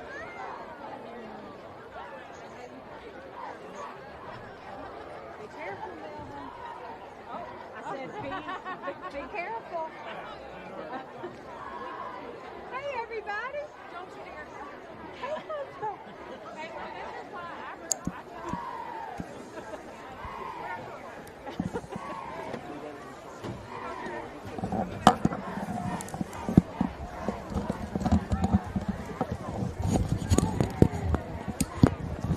So after the blocked extra point, it's 36-3. Oak Hill has the lead. And Shady will get a chance to rebound here with almost no time gone in the second half. And that kick is going to roll back to the 10 and be fielded there. We're going to name that number if we can in just a second.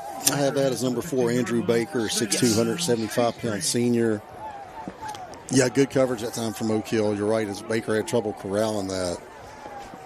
And, man, if you're Coach Vince Colacerto, you just want something positive here. There hasn't been a lot of positive. You string together a couple first downs. You want something to build off of for next week, because this has been a really rough game for his Tigers here tonight. Speaking of next week, while I have a chance, they're going to Pikeview, making the trip down 77. Well, actually, no. Well, they have to get on 77 for a little bit. I was going to say from Shady, you just go down through Genton, get on the interstate, and you're there. Yeah, so maybe they can rebound against Pikeview, but this has been a rough one for them here tonight. I'll see if they can get some positives out of this second half, though, because Oak Hill still has their starting defense out there right now.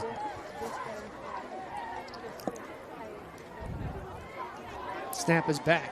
It's a handoff to the middle. And as it has gone all night, going for not much, if anything. Yeah, Oak Hill's really done a nice job of shutting down Shady's ground game. I'm trying to see who was in on that tackle, and I'll be honest, I really couldn't. So I usually like to credit kids for tackles, couldn't see. But, and again, another minimal game for Shady, as has been the case all night. They can't get anything going in the interior against that Oak Hill front seven.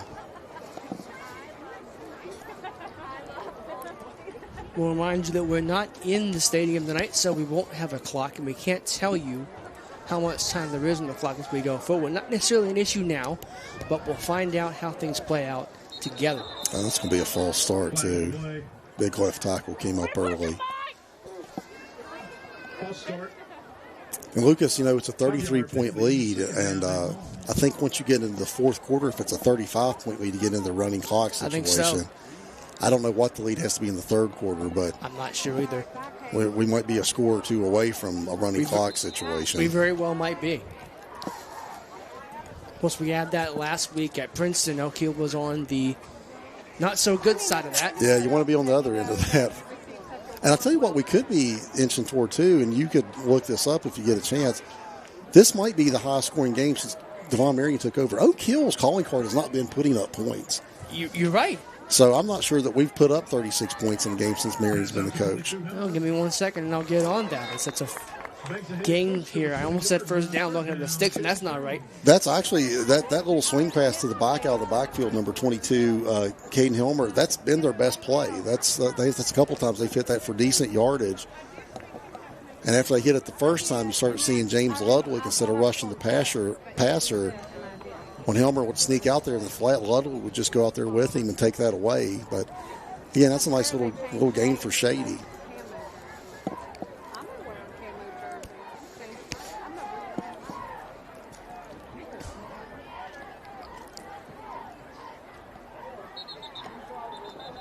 And it looks like we're going to have another false start here on the Tigers.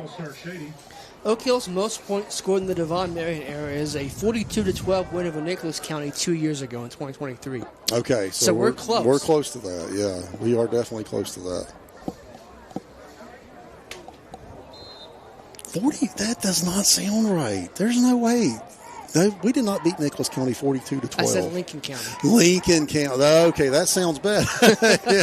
Because our games with Nicholas are always close. Yeah, Lincoln, always, yeah. Lincoln County makes more sense. Okay, I get that.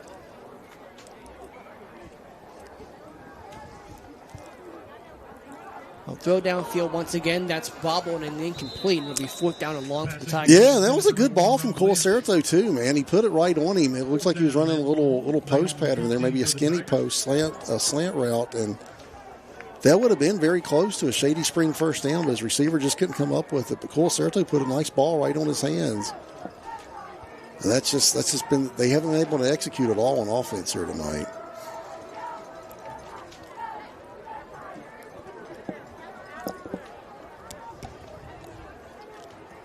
Shady will punt from their own goal line.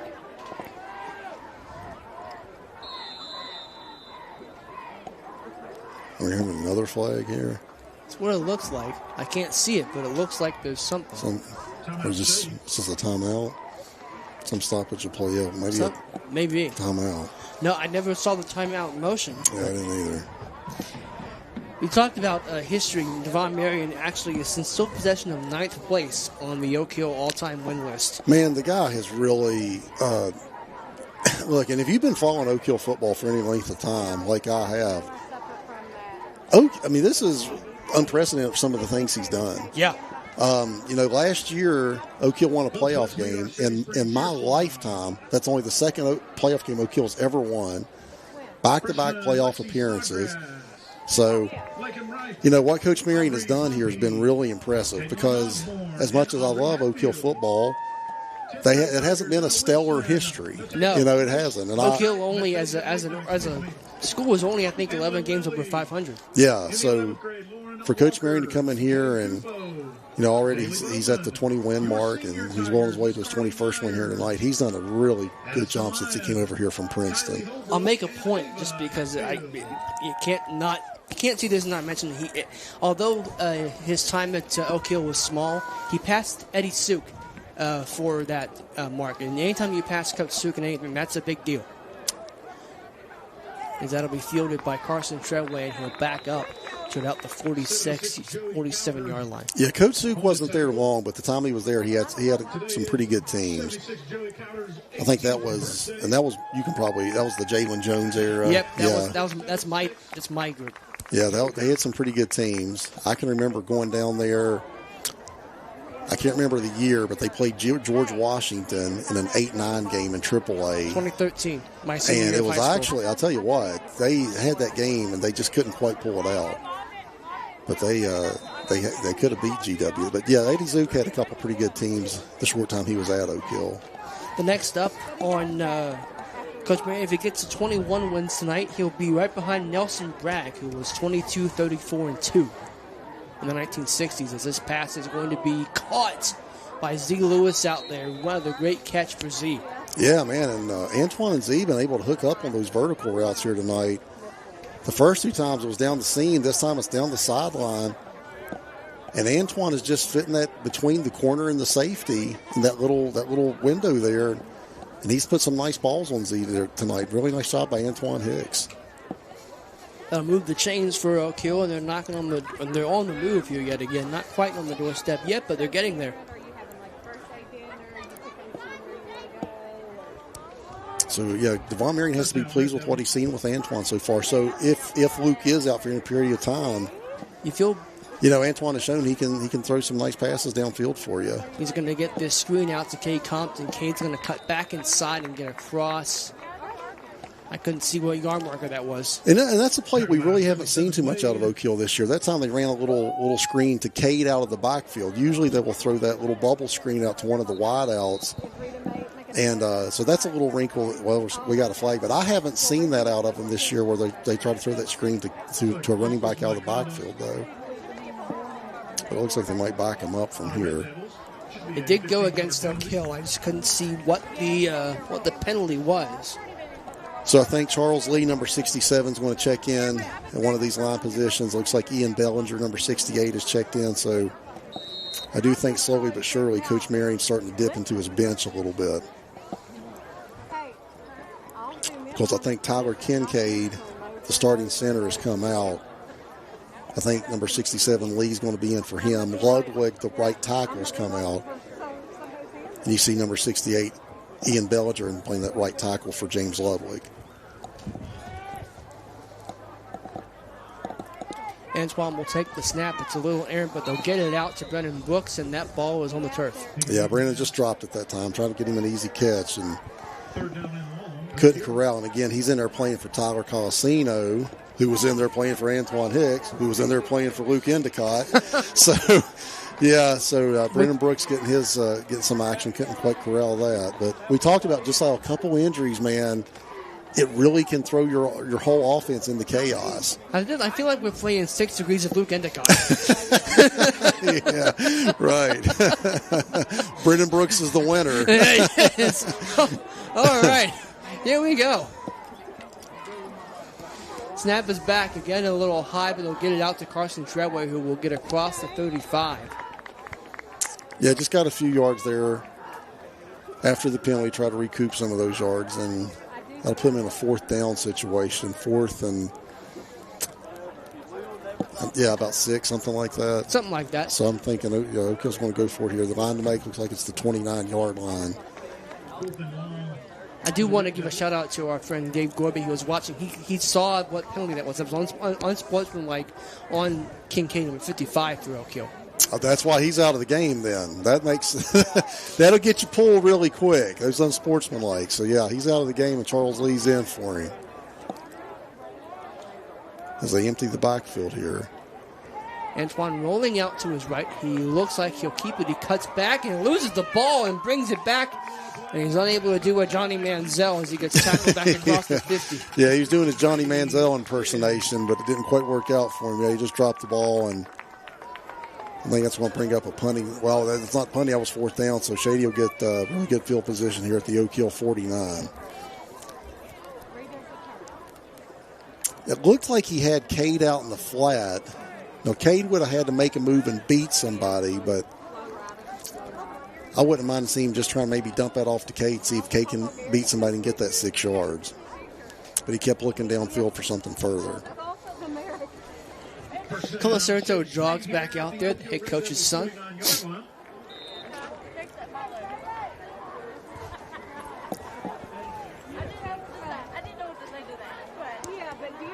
And Oak Hill largely, Oak Hill still has that starting defense out there right now. No subs in for the starters on D yet anyway. And that's going to be a pitch out to Shade Hedgecock, and he's going to get slammed down. Yeah, Carson Treadway from his outside linebacker position. And, anything Shady's tried to get on the edge, that they haven't been very successful doing that. Anything between the tackles has been shut down. And like I said in the first half, man, if you're just getting beat up front consistently, you can't get anything done. And that's been the story of the game here for Shady. Have the ball at the 46-yard line. 2nd down and long for the Tigers.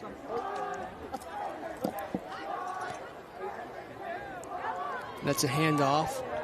Going to the far side. He'll cut upfield, getting back to the original line of scrimmage and be near 1st down yardage. That's number 34 for Shady.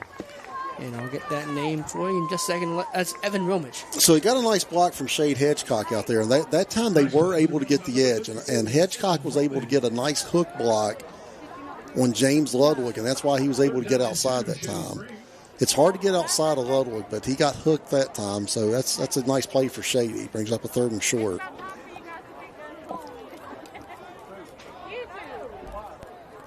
Two receivers, 2 on near side. 1 out wide, 2 in the backfield with Colacerto. Handoff goes up the middle. It's Romich again. He's not going to get it. Big Braden Knight. He's been in there all night, too. So Oak Hill has brought in a couple of kids. Riley Biggs, who's a 5'9", 189-pound freshman, is in there. He's number 33. He's playing at a defensive end position. Is that number 78? Maybe a 70. I can't. Oak Hill just checked in somebody, and I cannot. 78, yep. And, of course, I don't have a 78 on my roster, so I'm not sure who that is. Number 21, Isaiah Settles, checked in at a cornerback position. Caden Morris, number 24, is at a linebacker here for Oak Hill. So they are starting to get some of their backups in here. Colacerto drops the throw, and that's caught up in the middle of the field. And it'll be a 1st down for the Tigers, and moving the sticks that time was number 1. I got that as Rob Lynch. He's a 6'2", 185-pound senior.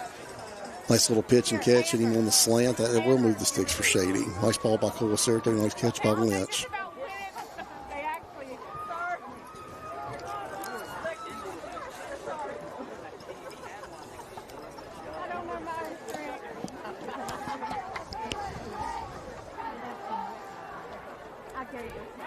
Tigers on the move, trying to get back on the scoreboard. Brennan Brooks has checked in at a free safety position for Owen Gross. Little inside give right there. Hedgecock's going to get maybe 1 on that one. Nice job by Jack Hess from his linebacker position. Ian Bellinger in on that tackle as well. Again, Hess is filled in here tonight for Solomon Truman, that inside linebacker position, and that's something he's going to have to do for a few more weeks. I see number 32, Jerry Ballinger, checking in for Oak Hill. He's a 5'11", 190-pound freshman as Carson Treadway comes out.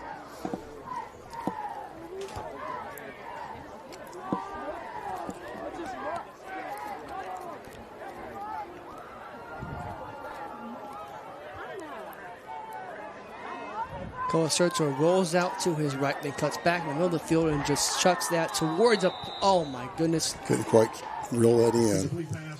So he was That's number defending. 8, Gage Spears. Yeah, Parker Holly in on the pass breakup that time for Oak Hill. Parker's a 5'7", 116-pound freshman. I see number 81, Austin Johnson, in there. He's a 5'10", 161-pound senior. He's getting some playing time here for Oak Hill. I would love to tell you who 78 is. I do not have him on the roster. So I have to see if Brad can get me an updated roster next week.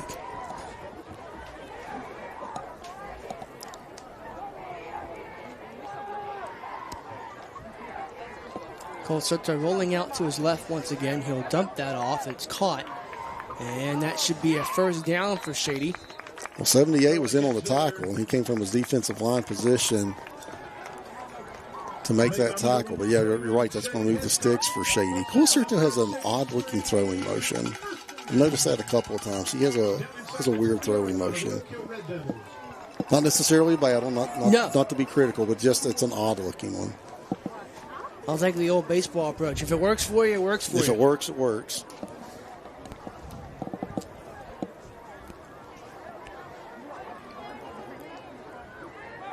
Colasurto once again working with 2 backs in the backfield. They'll hand the ball off once again. Looks like that's Hedgecock again. He's going to dive across the 15. Yeah, that was Jack Hess again from that linebacker position making the tackle for Oak Hill. But as you can see, as Oak Hill's dipped into their bench, Shady's success is starting to go up. Yeah. Which is to be expected. And that's still the Shady starters. That's not. Yeah, the Shady still has all their starters in. Oak Hill basically has all their backups in at this point on defense.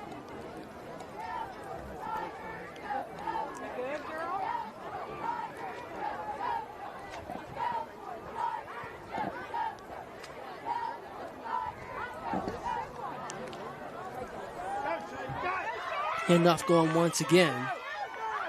That's Shady Hedgecock diving for the goal line. He's in. Touchdown, Shady Spring. Yeah, so nice drive from Shady that time. Again, against largely Oak Hill backups. But Shady's just looking for something positive here. And able to get a nice little sweep that time to Hedgecock, get on the outside. And that's Shady's first touchdown of the night.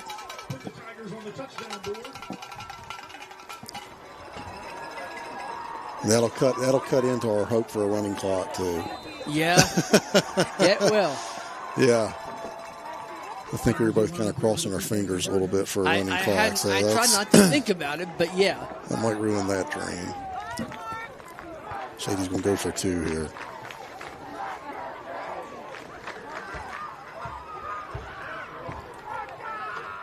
We'll roll Colasurto out from the right. He will dump it off, and that's caught. The 2-point conversion is good. That'll be 36-11. Shady Spring still down. And Oak Hill will get a chance to respond here and just maybe get us over the highest scoring game of the Devon Marion era with a touchdown and an extra point. Yeah, it could happen on this drive. That's what we're shooting for now, right? That's our new goal. That's our new goal. So the high scoring game, as Lucas mentioned, was 42. So we're sure hoping Oak Hill can get above that here tonight. And we'll come back and see if they can after this on the Maneuver Network.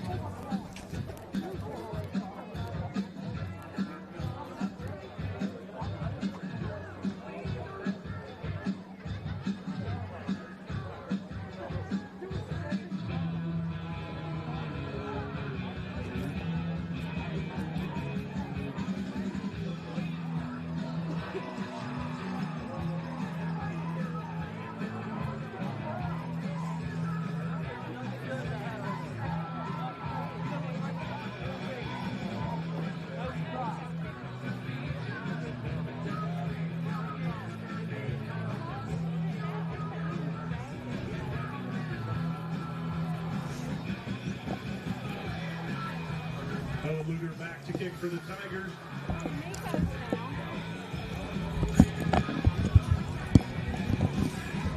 scoreboard is updated. It's 36-11 with 3:07 to go in the third quarter. Really a 25-point lead now for Oak Hill. So we'll see how the second string offense fares. You think Shady tries to sneak in on onside kick here with Oak Hill kind of dipping into their bench? If you're going for two, why not? No, kicks it deep. I thought he might.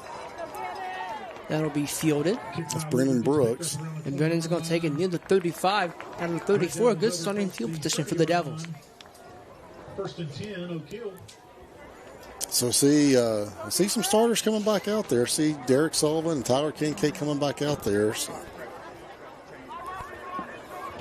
that might that touchdown might have fired Devon Marion up. May have. Said nope. He's like, all right, well here we go then. All right, if you want to, yep. Now I do see some backups still sprinkled in. I see Austin Johnson out there. I see Parker Holly out there. Isaiah Settle.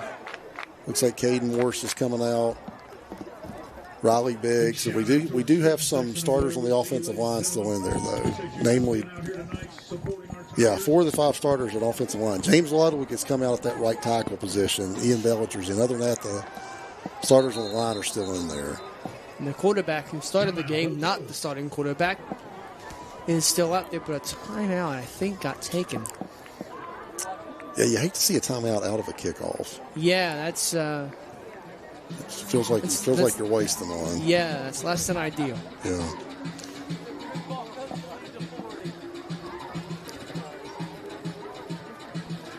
Lucas, we were looking at halftime. It looks like our buddies from Heiko are going to take their first L tonight. Chapmanville was all over Midland Trail, 28-0. 35 last time I saw. 35. Capital was beating St. Albans. That's another future Oak Hill opponent. I think Wingbriar East had a week off, so we can't tell you how the next opponent's going for Oak Hill. And I didn't know that, so if that's the case, that's a little advantage. East having a week off. Yeah. They get a bye week. They get 2 weeks to prepare for Oak Hill, a banged-up Oak Hill at that. Because I think I was looking at, they play Shady in a couple of weeks. I was like, Coach Lee's going to see a lot of this game. He's going to probably watch this game about 4 or 5 times. Yeah. So Oak Hill looks like they have some backups sprinkled in at the skill positions, but largely the starters still out there on the offensive line, though.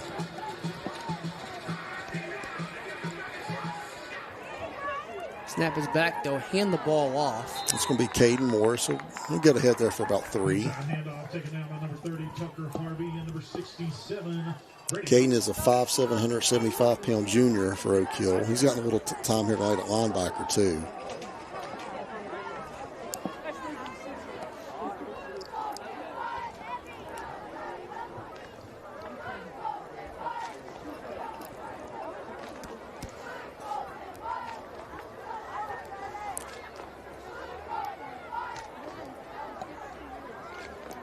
Oak Hill's in that 2-back look. And they'll vary that a little bit with that 2-back look. Both of them beside the quarterback right now. Hand off. That's a little counter, and that went nowhere. That was Riley Biggs. That's Caden Hilmer, and he's probably been Shady's best defensive player here tonight. He's made a couple nice tackles. That's probably his 3rd tackle for loss. So in a night where there hasn't been a lot of bright spots, I think Hilmer's been a bright spot defensively for the Tigers.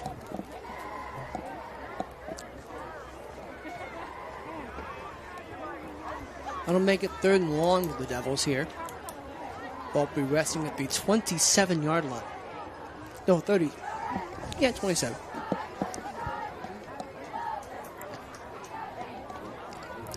No, the 32. Okay. We'll get it eventually. Maybe. Antoine's going to drop to throw, and he will get taken down as the flag comes in. That should negate that. That might be a face mask, yeah. It almost, I don't know how it could be anything else. Yeah, I don't either. I think it's going to be a face mask. So instead of Shady getting the ball back, looks like that's going to be. Well, here's the thing. I've been talking about wonky high school rules. I was going to say it looks like it's going to be a first down for Oak Hill. I'm not sure it is. I'm not sure that's an automatic first down in high school. We'll see. We got the face mask part right. We'll see. I think it depends on I mean, they'll give you the 15 yards, and if that 15 yards Right, if results it's- in a first down, then great. But if not, Right, but if it's not, it's just if Right. it's 2nd and 16, it's now 2nd and 1. so I'm starting to learn that some of these high school rules are a little different than what we see on Saturdays and Sundays, and I think that's another one. So I do think that's going to be enough for a first down, though. So that's a gut punch for Shady. Instead of getting a sack and getting the ball back, you get a penalty. And It is the first down. Yeah, it gives Oak Hill a first down. Out near midfield, too, that ball is, I can say with absolute certainty, on the 47-yard line.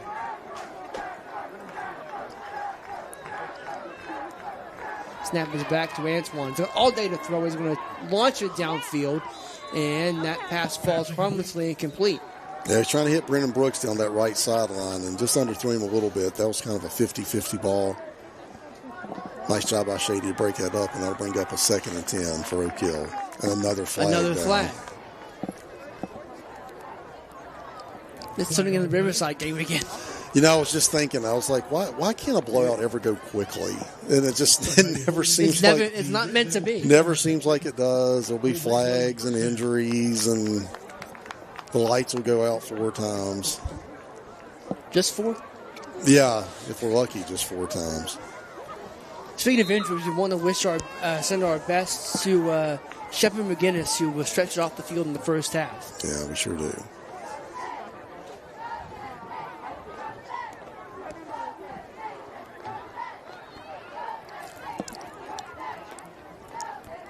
Snap is back.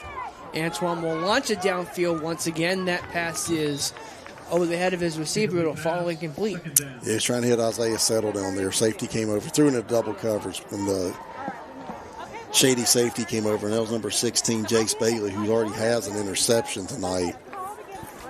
He came over to force double coverage, and Antoine just couldn't quite put that one on him, so that's going to rig up a 3rd and long for Oak Hill.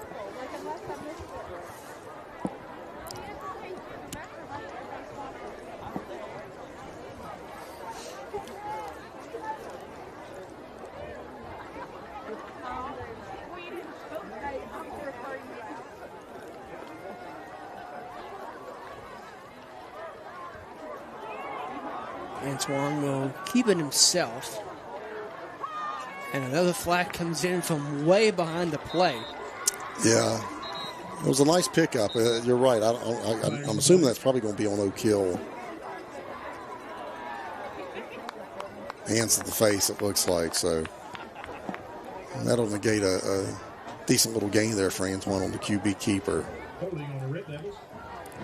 10-yard penalty. There's a semi-pro ball team out there looking for a quarterback. The official who threw that flag might want to go up for it. He threw that a good ways. He did. Yeah, that flag came in. And as sometimes happens when you start dipping in your bench, it's getting a little sloppy here. Mm-hmm.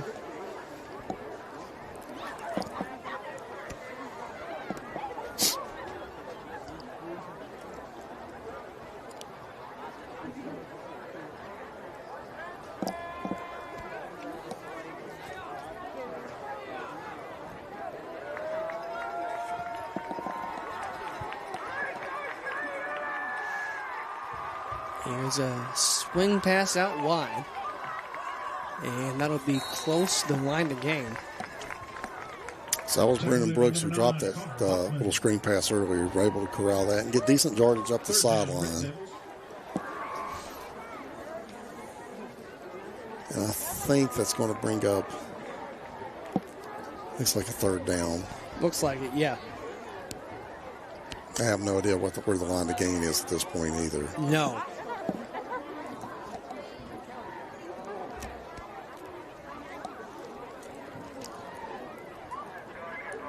Although it looks like it's for 3rd and fairly short. It looks like the line to gain is I guess it's the 47.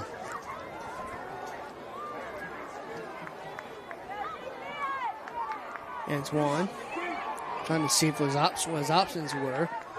Another flag comes in. Flag. Come on. Quarterback keeper, tackle made by This is turning into the Riverside game. Jackson Hill. Flag on the play.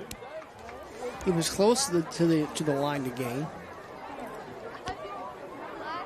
That's a hold against Oak Hill. Brutal.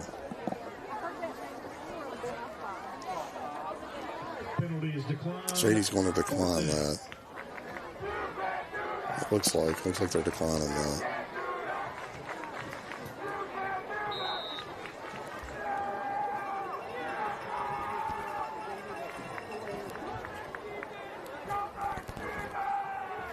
Folks, that's the end of 3. Tokyo Red Devils 36, Tigers 11. And that will be the end of the third quarter. So with 3 quarters down and 1 to go, it is 36-11. Oak Hill has the lead. We shall return on the New Network for the fourth quarter after this.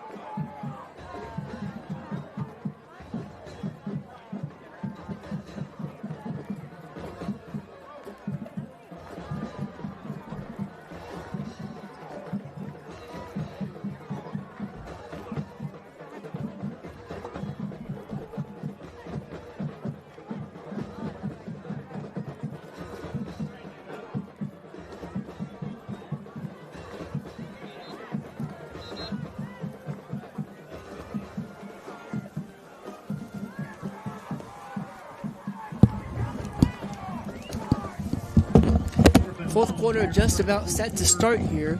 12 minutes to go. I'm not going to assure you we will not finish this in 12 minutes. No. It looks like the line to gain is actually the Shady 43, so it's 4th and long here for Oak Hill. They're going for it. Surveys and... We lost our camera work that time. Yep. So we didn't see what happened, but looks like Shady Gets the stop. is going to take over pretty good field position on the Oak Hill side of the field. Now, Darian's been doing this a long time. That says something when you fool him. Yep.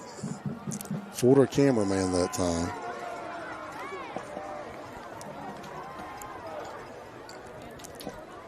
So we'll see if at this time Shady starts digging into that bench a little bit and getting some of their youngsters some playing time. Although as I see it right now, it doesn't look like that's going to be the case. No,